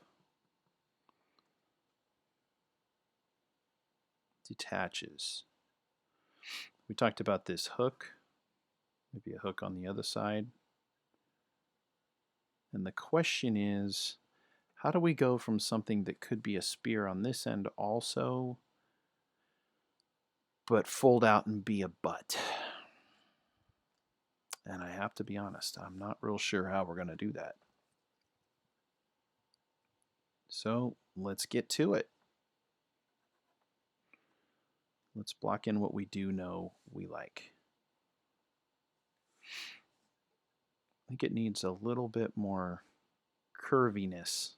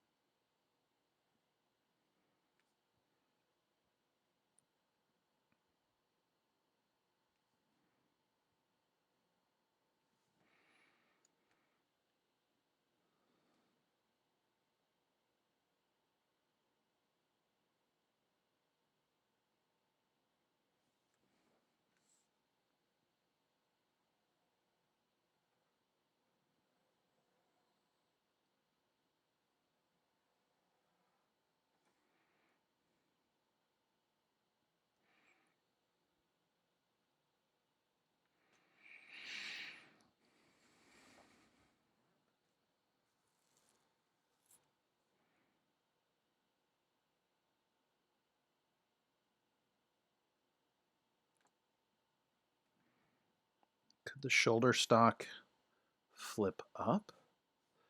Like if we have to end up vertical in some way, how are we going to end this? Oops. Smaller one.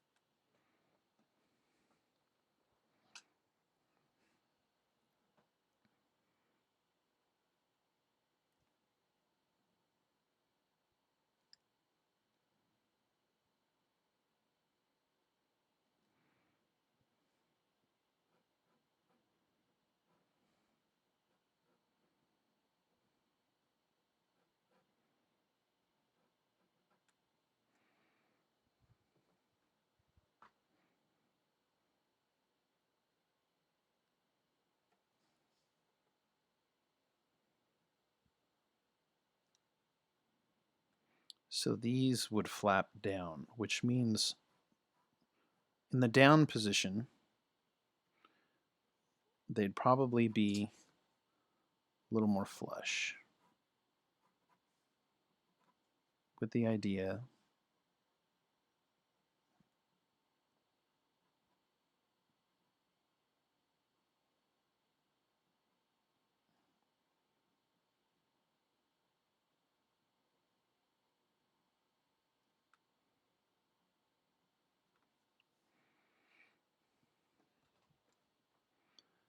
they come in on the side.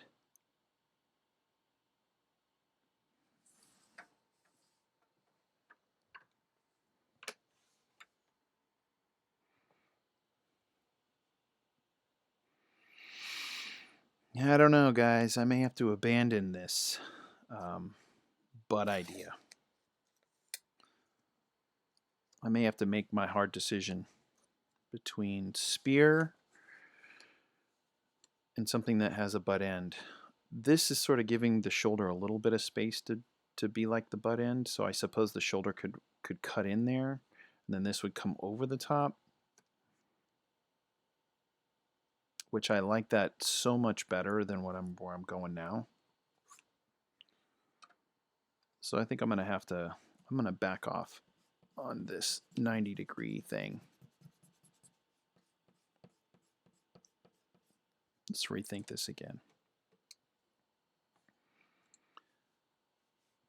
So we're coming down here, and maybe it's got a little bit of a blunt point, but this is where the shoulder would sort of fit over the top. The shoulder would fit in this kind of pocket like this, but one of them is a little pointier.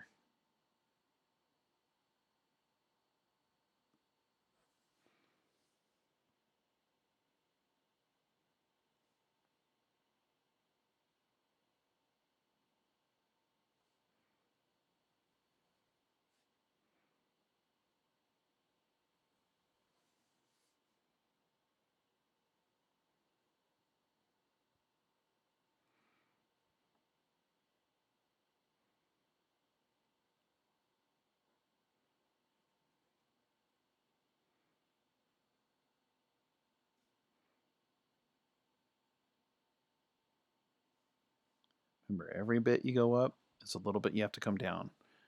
Asymmetrical design. So we don't want things being too equal this way.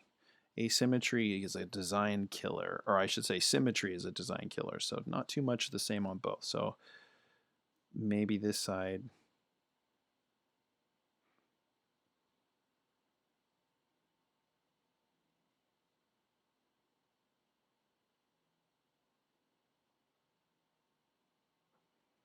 And again, I don't want to get too far away from it being a spear either. Starts getting too wide, it's too wide.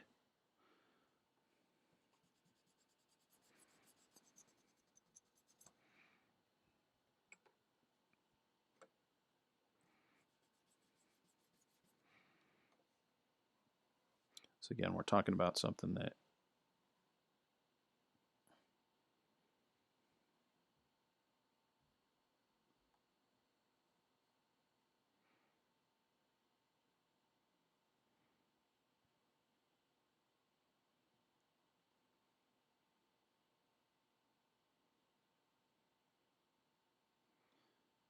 so it could be put under the arm, brought in a little bit under the arm, sort of tucks under like that.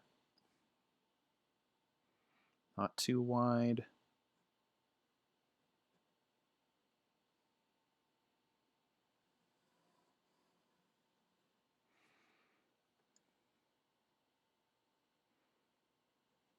Could be a poker of sorts.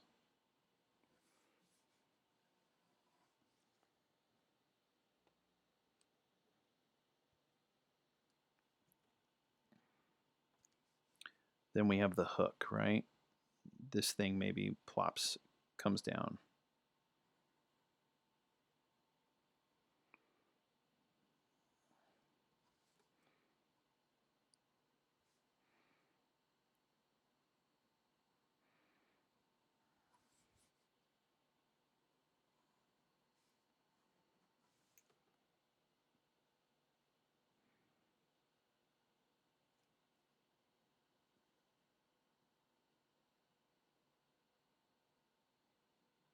So it could be thrown under the arm.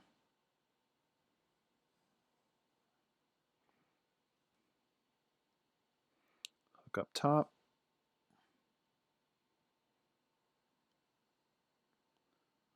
A little bit of a hook below. That's not bad. I think we're getting there, folks.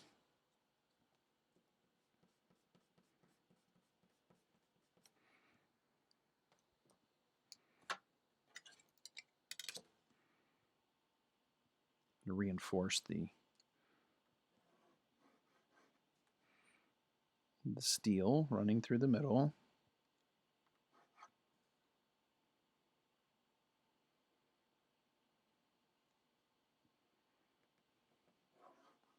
We are in the design pocket, folks. This is where design is interesting.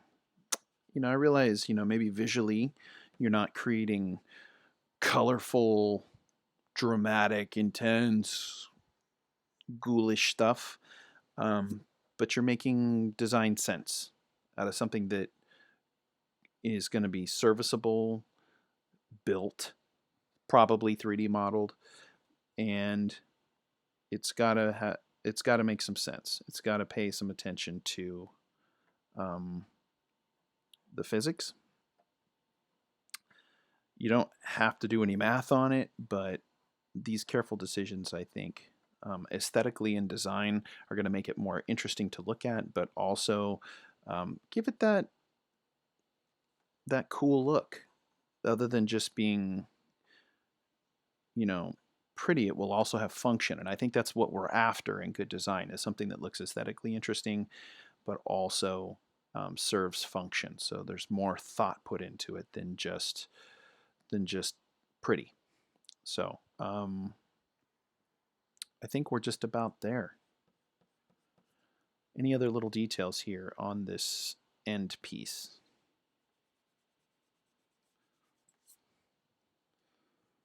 Move up here a little bit.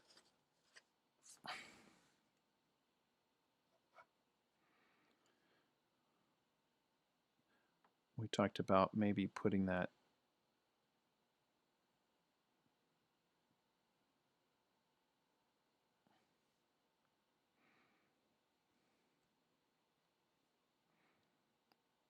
and we know that this thing maybe detaches.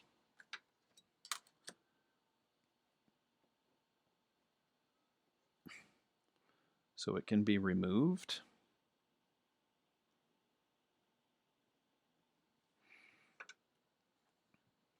kind of custom, so the hand can hold it, but also a little bit of a hooking device.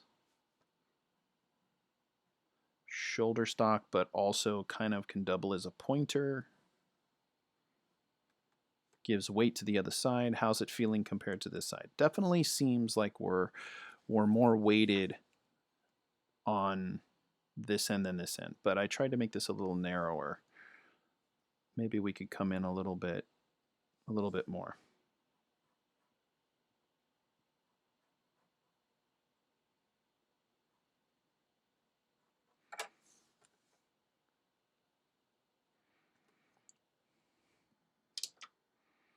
Okay.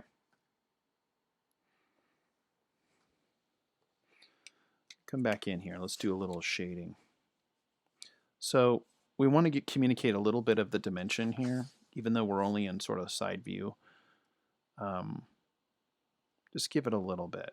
So I'm assuming that through the middle here,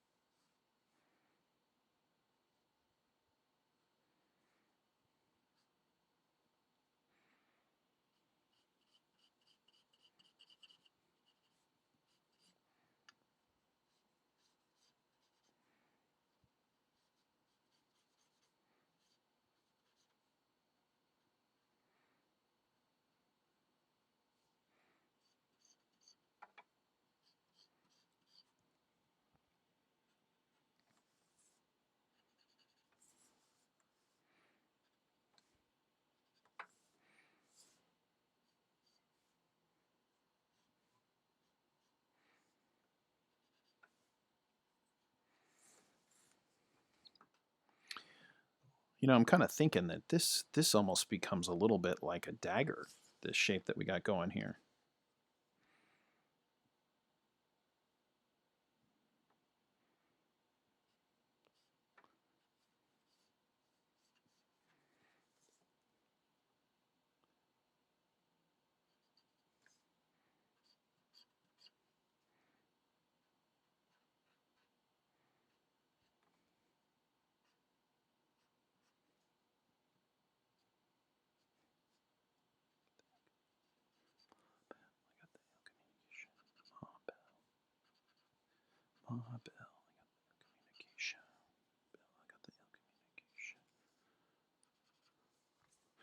Got some beasties going.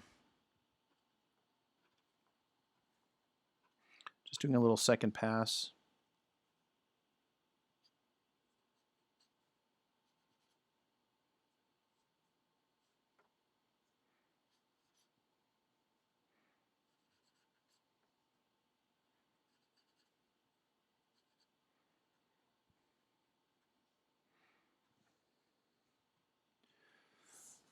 So we're working on a staff design.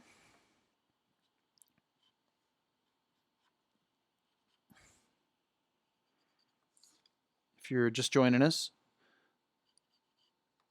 we are working on a staff design for a shepherd who is trafficking and transporting livestock from his or her or their dimension from one area to another area.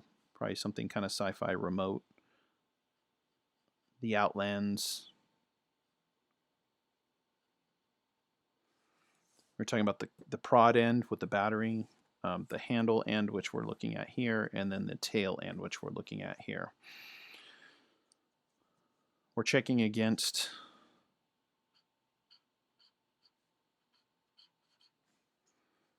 our checklist here, which we kind of, as we brainstormed earlier, multi-tool, folding, but I think we're going to have to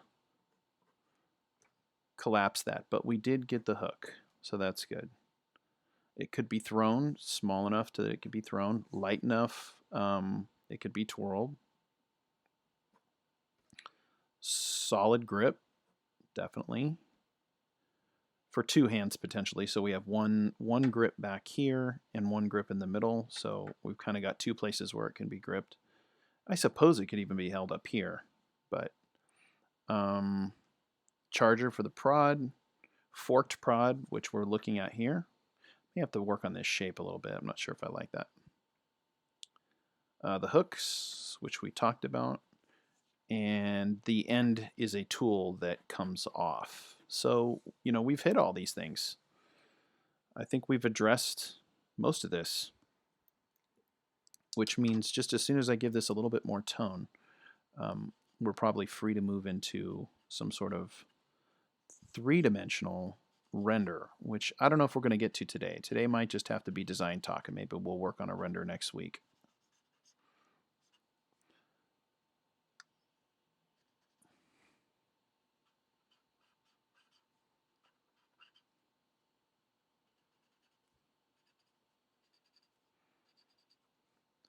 Again, we like to do some design talk here on this channel. Sometimes we're just doing fun, pretty stuff, but sometimes we're doing real functional stuff. And today's, I think, we're doing a little more on the functional stuff.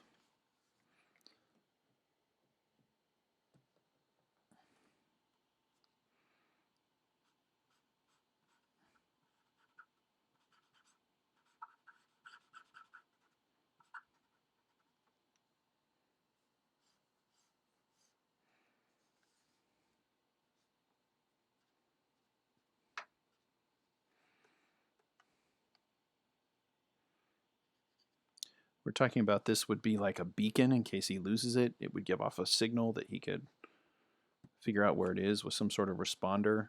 You know, I was thinking that maybe these could have little tiny tools in them.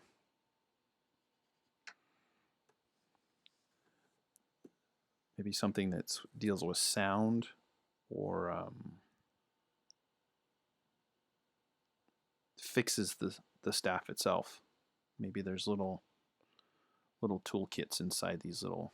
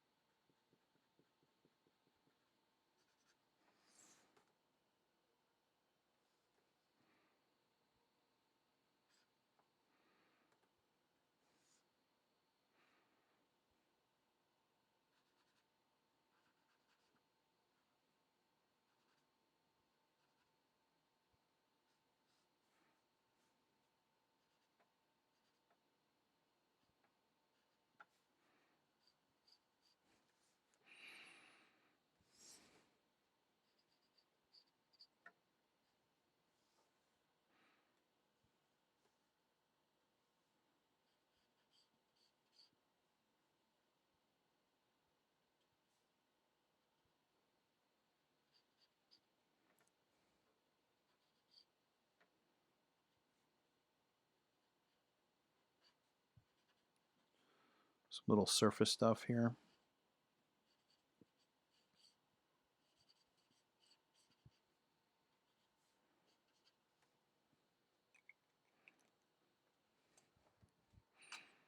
All right. Little bit of cleanup.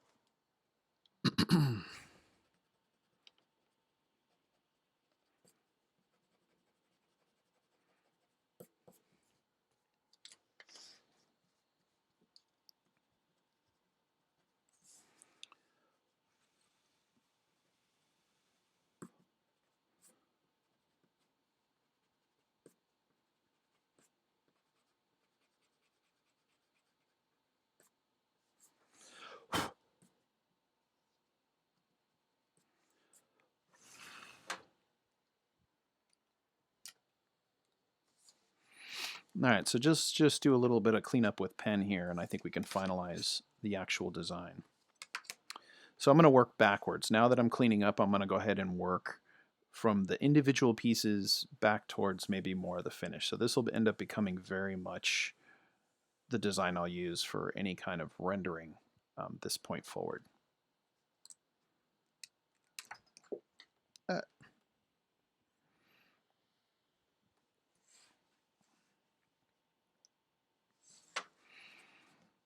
So anything along the center.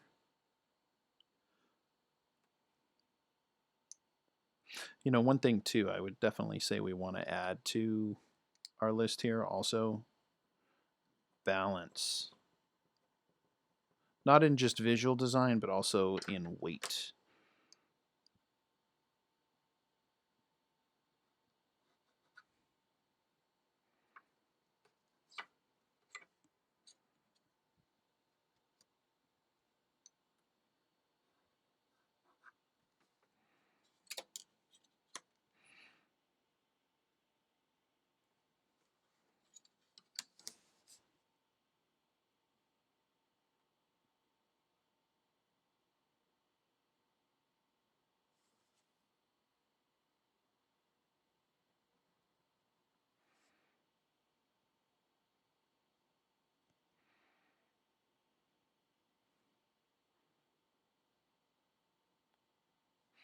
It's having a little bit of a subtle bow to it.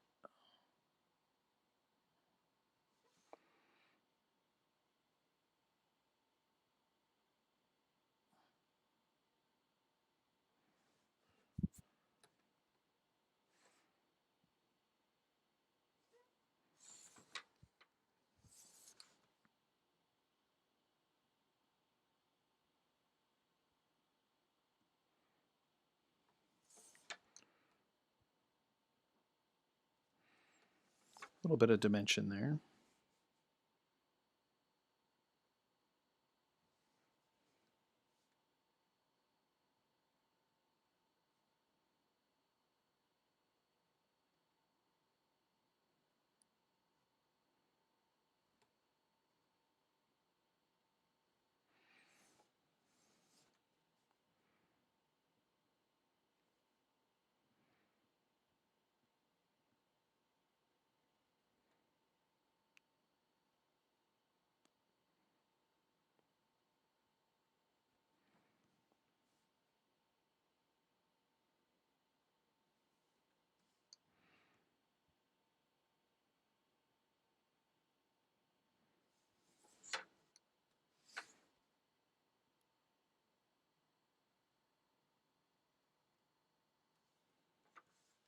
Giving a little bit of a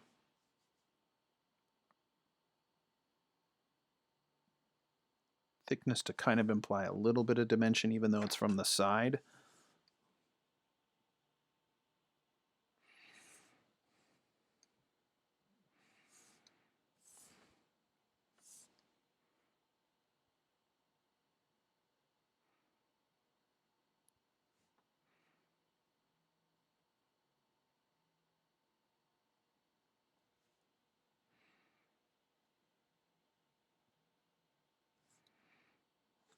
Okay.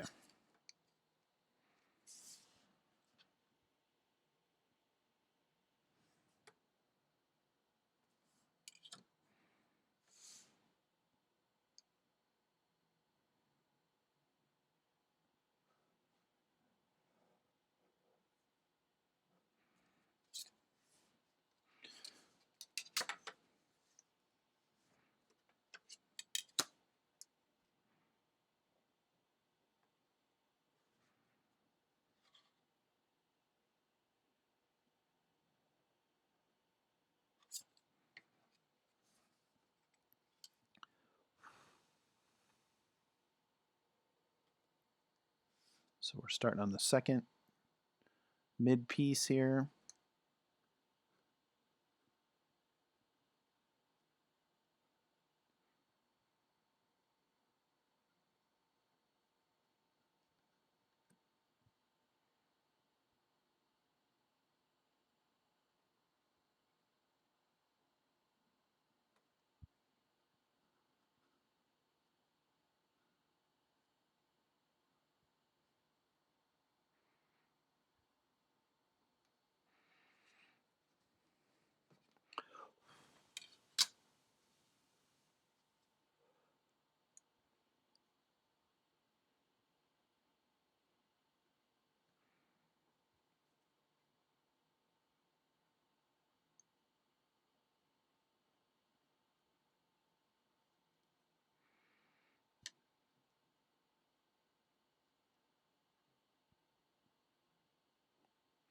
All right.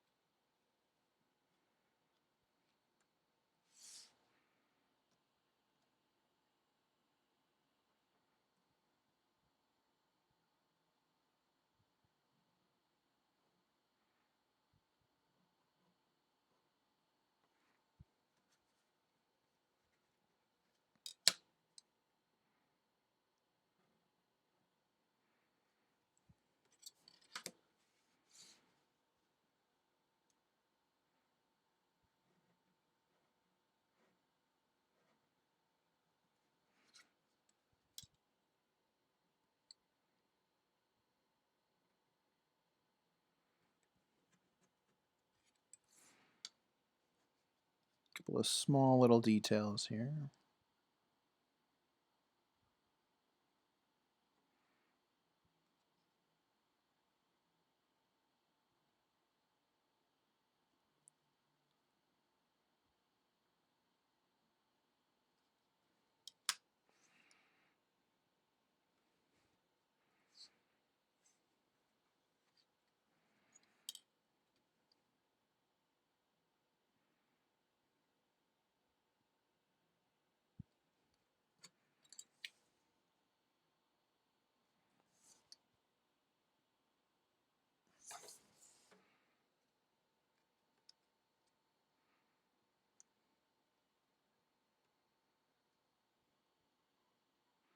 This is where you're noticing like things line up, right? That balance thing, the handle thing. You start looking at, the way things, it's almost like sacred geometry, right? Where there's almost like an underlying connectivity between all these design decisions, and you start to notice that like it could be arbitrary that it lined up and it might have started that way, but now you're thinking, as I manufacture this or as I made this thing, I could save time cutting machine parts, or cutting parts that are all going to be the same. It's sort of like when you're going to build a house, how many pieces of this do you need at this length, and you do it all at once versus having to cut every single individual piece that way, right? And even though this is sort of fabricated, I'm sure it's not super slick looking like something designed by machine. This is something he probably put together on his own. Um,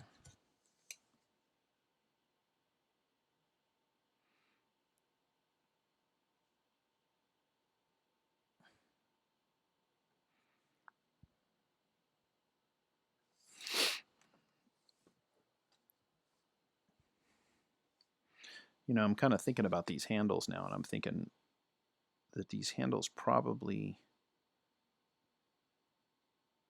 don't form fingers specifically, because he could grab it from any angle. So it's probably going to be more symmetrical.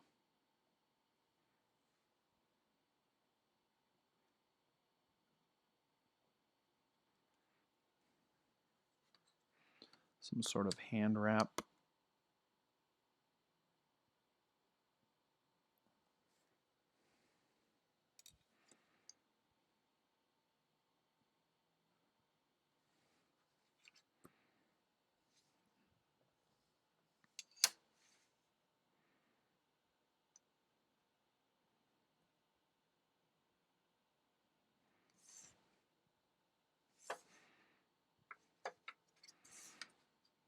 Maybe some little detailing.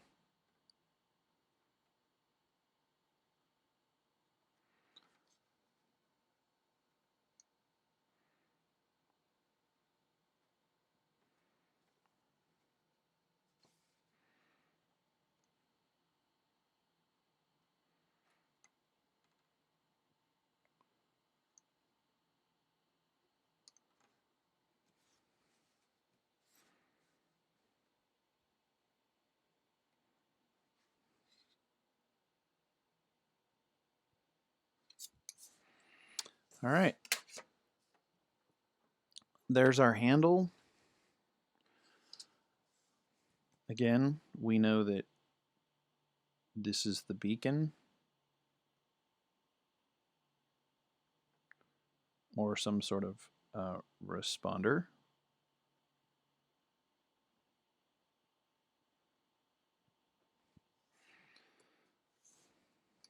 Shoulder. Hook tie, we'll say over here.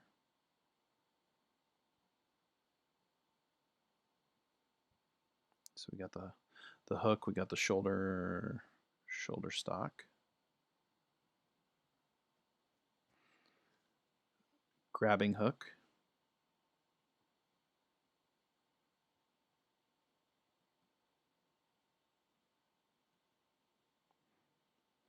Also doubles as handle. It could. Grabbing hook.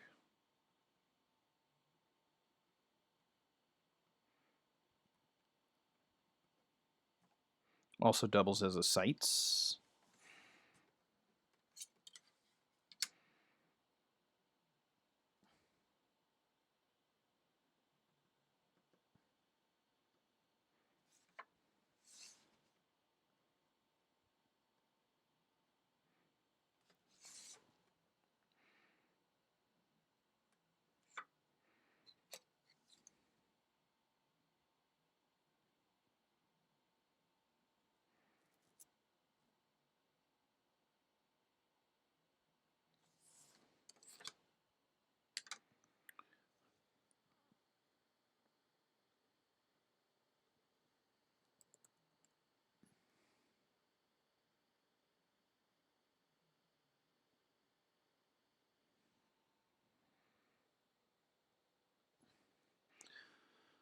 And let's see up here.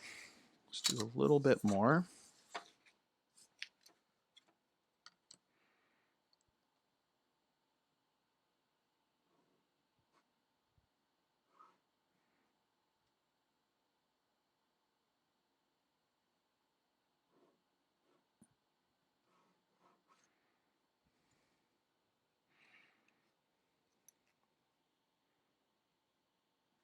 So this is the sort of battery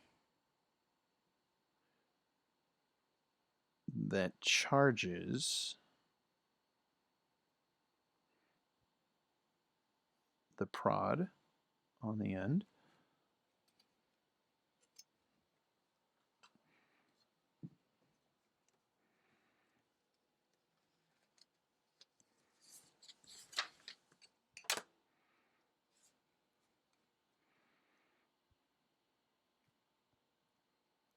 And again, we were going back to the original idea for the prod sort of came from these earlier ones.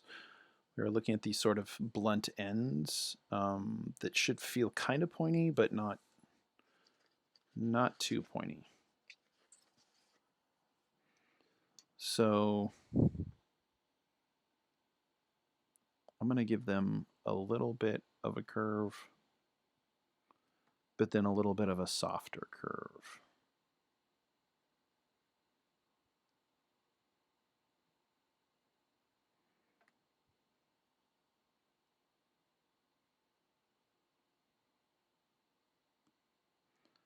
It's funny, but it almost looks a little bit like a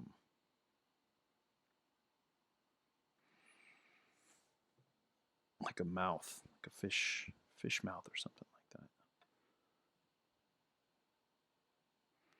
So that goes over the end, and there's probably some sort of wire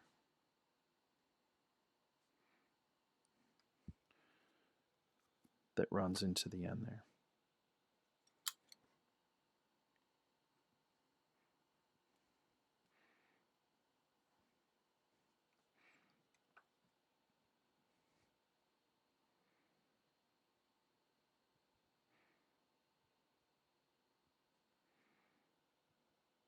Replaceable.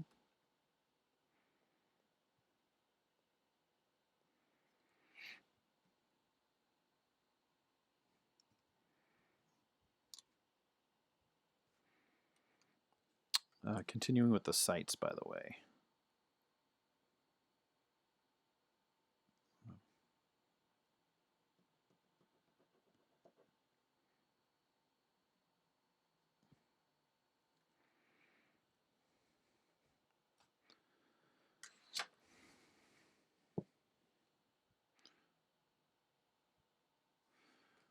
Okay, here we go.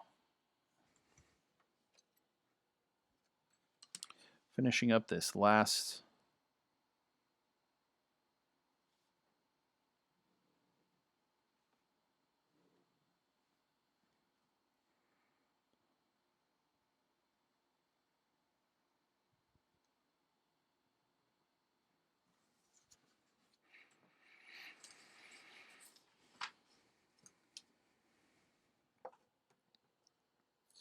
start taking away some of these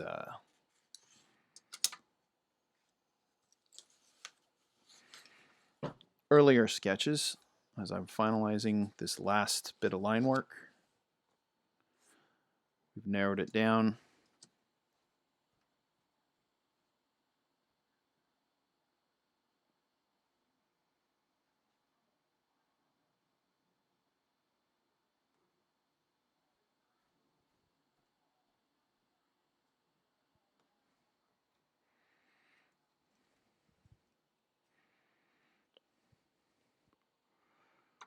We now have all these pieces fleshed out a little bit more.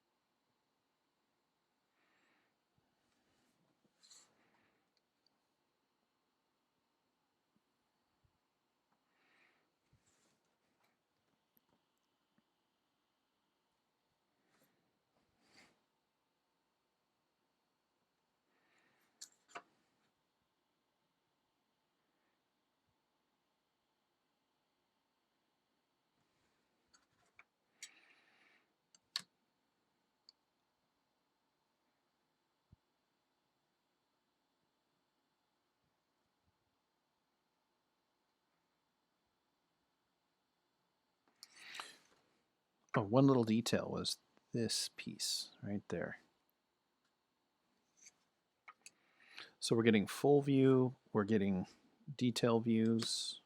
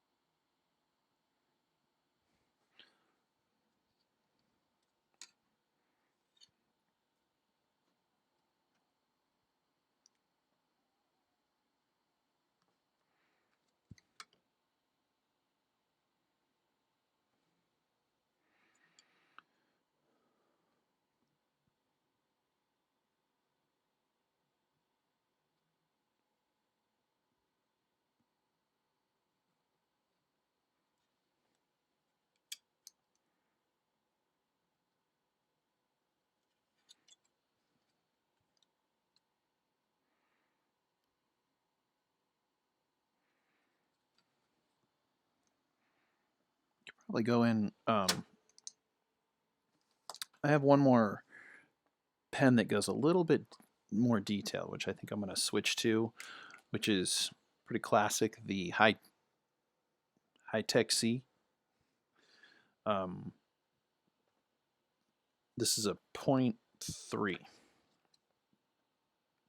So when I really got to get in there,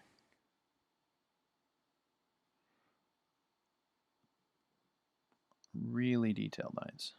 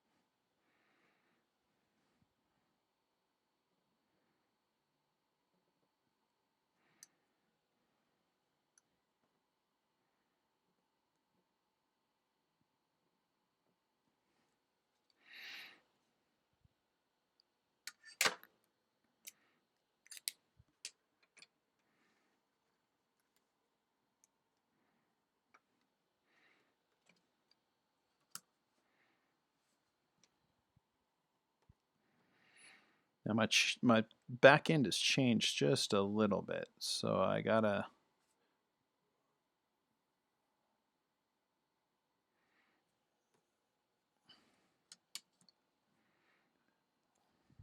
I think we're going to go a little bit longer than what we had before too, so let's see.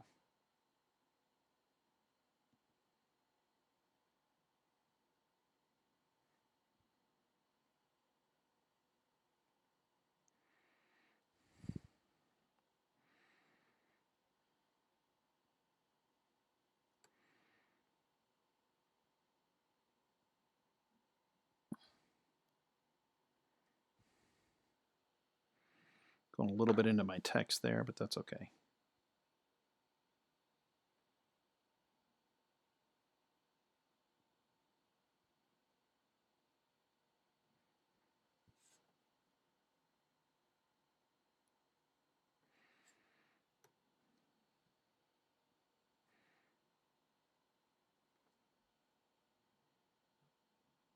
Okay.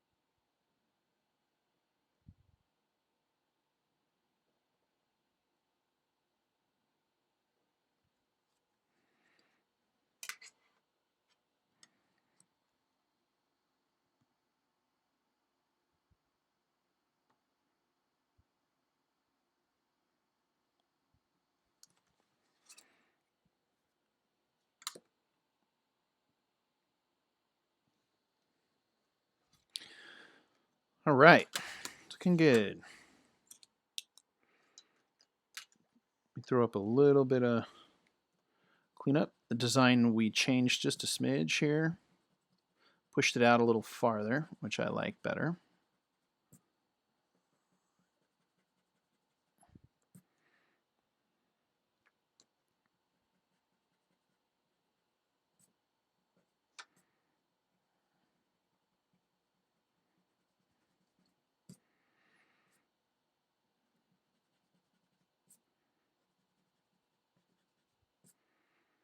So we got our little hooks.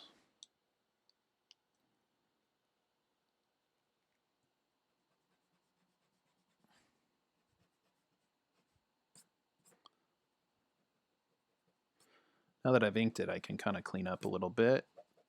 Throw a little tone on there.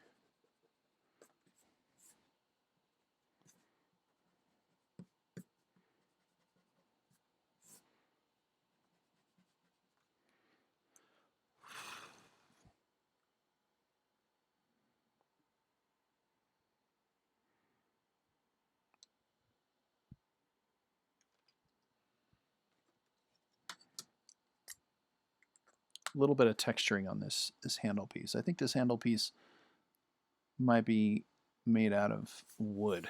We were talking about this texture here.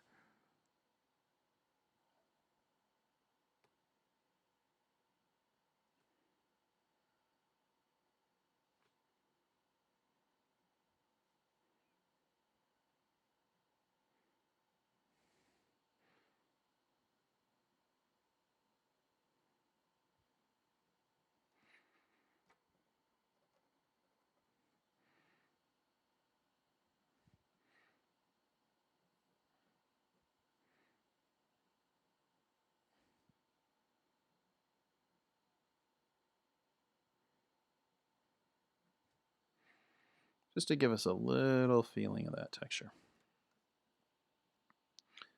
We also had a little bit of texture in these grip.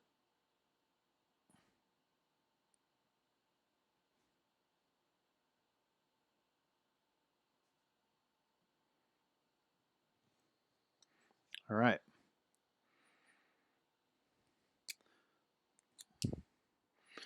Now I'm going to come in with a little bit of a sharper marker to finish this off, just to give these a little bit more detail.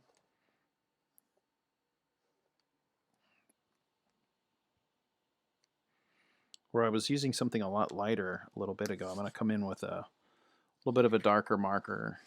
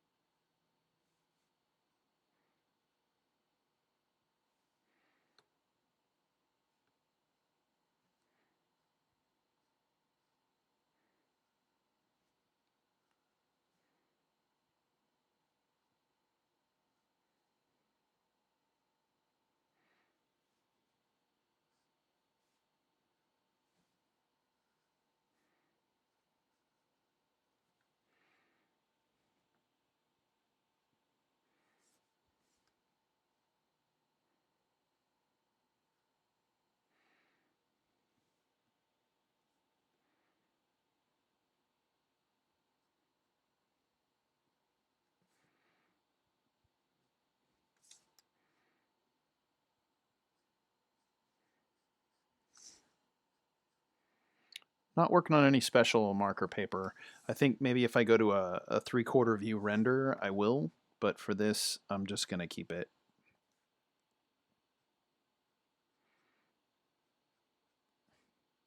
regular paper. This is just for me to know the design in my head.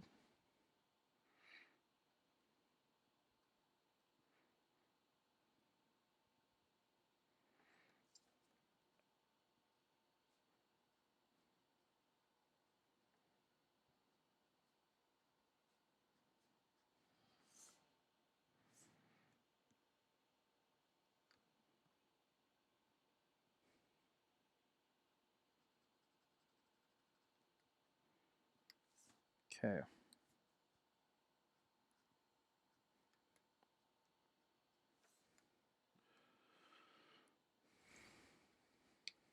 That was like a little 50% there, which I still want to do in one small area. Go in with my chisel tip just to give myself a little finer of a line down the middle of the staff.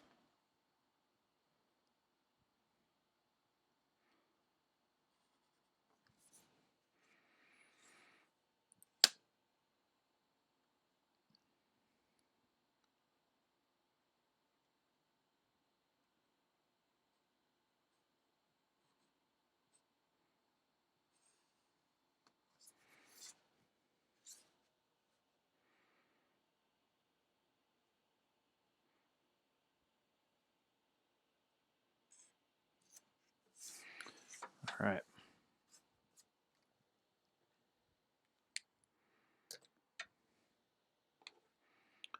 Little blend in a few areas. So I want the staff to stand out a little bit different than the rest of the bars, so I think these are going to have a little more gray on the mechanical pieces.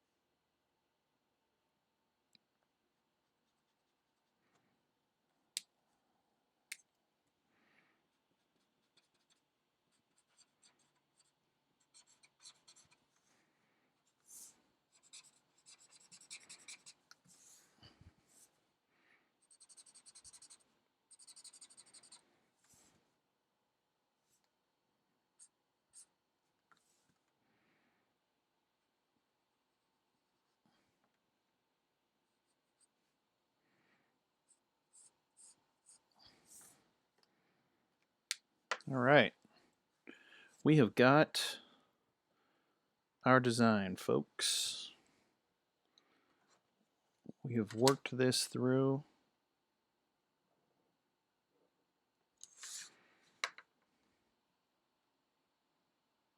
We've got our battery.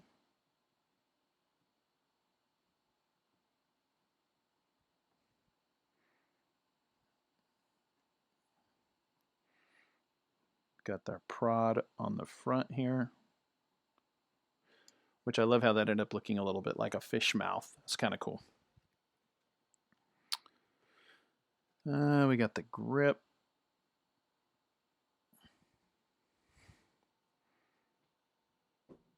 And we've got the hooks.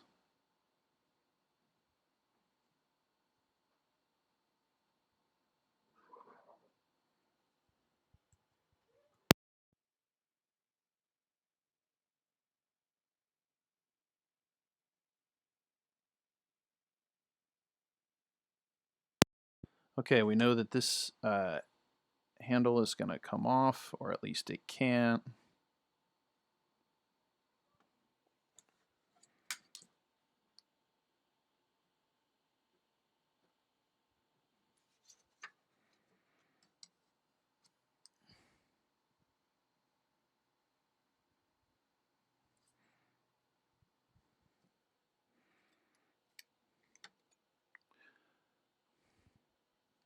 Sight switch. I won't ink the sights, I think, here. All right. I suppose the last thing we can do here is maybe just a few little cleanups. I overstepped my line in a few places. So first of all,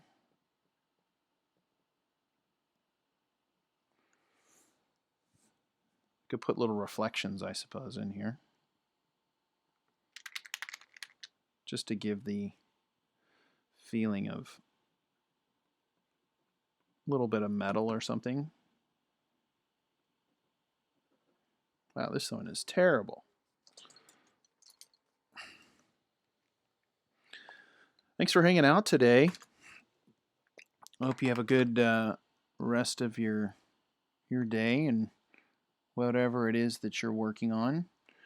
Again, I'm usually out here Saturday nights or Saturday morning or Sunday morning. Today it was a Sunday.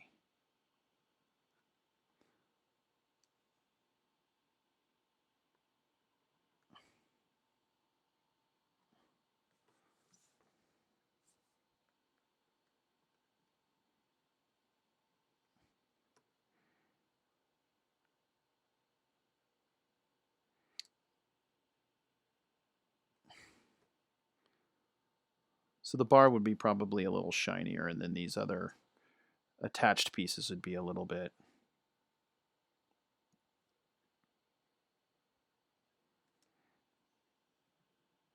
just clean it up now.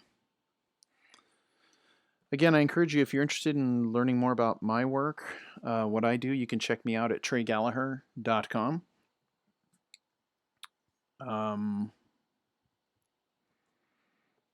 You can also check out my YouTube channel, which is where a lot of these streams go afterwards. So if you want to catch the replay on some older ones, I keep the archive there. You can catch me out on Instagram, Trey Gallaher. And on Facebook is Art by Trey Gallaher.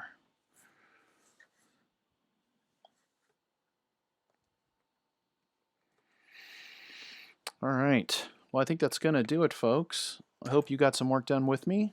I enjoyed hanging out. Thanks for spending time. Again, I'm encouraging if you have any questions or any further discussion you want to have based upon this or other streams, you're welcome to hit up my Discord channel. It's Trey Gallaher is my Discord channel, so you can follow the link in the About section and leave me some comments. Or if you have questions about something, we talked about books a little bit earlier,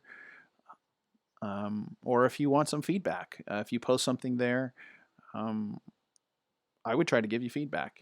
So that'll do it. Thanks for hanging out.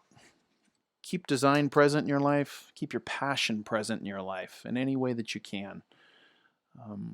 Draw as much as you can. That's how you get better at this stuff. Be good to yourself. Be good to other people, and be good to our planet. Okay? And I will catch you next time. Take care now. We'll see you then.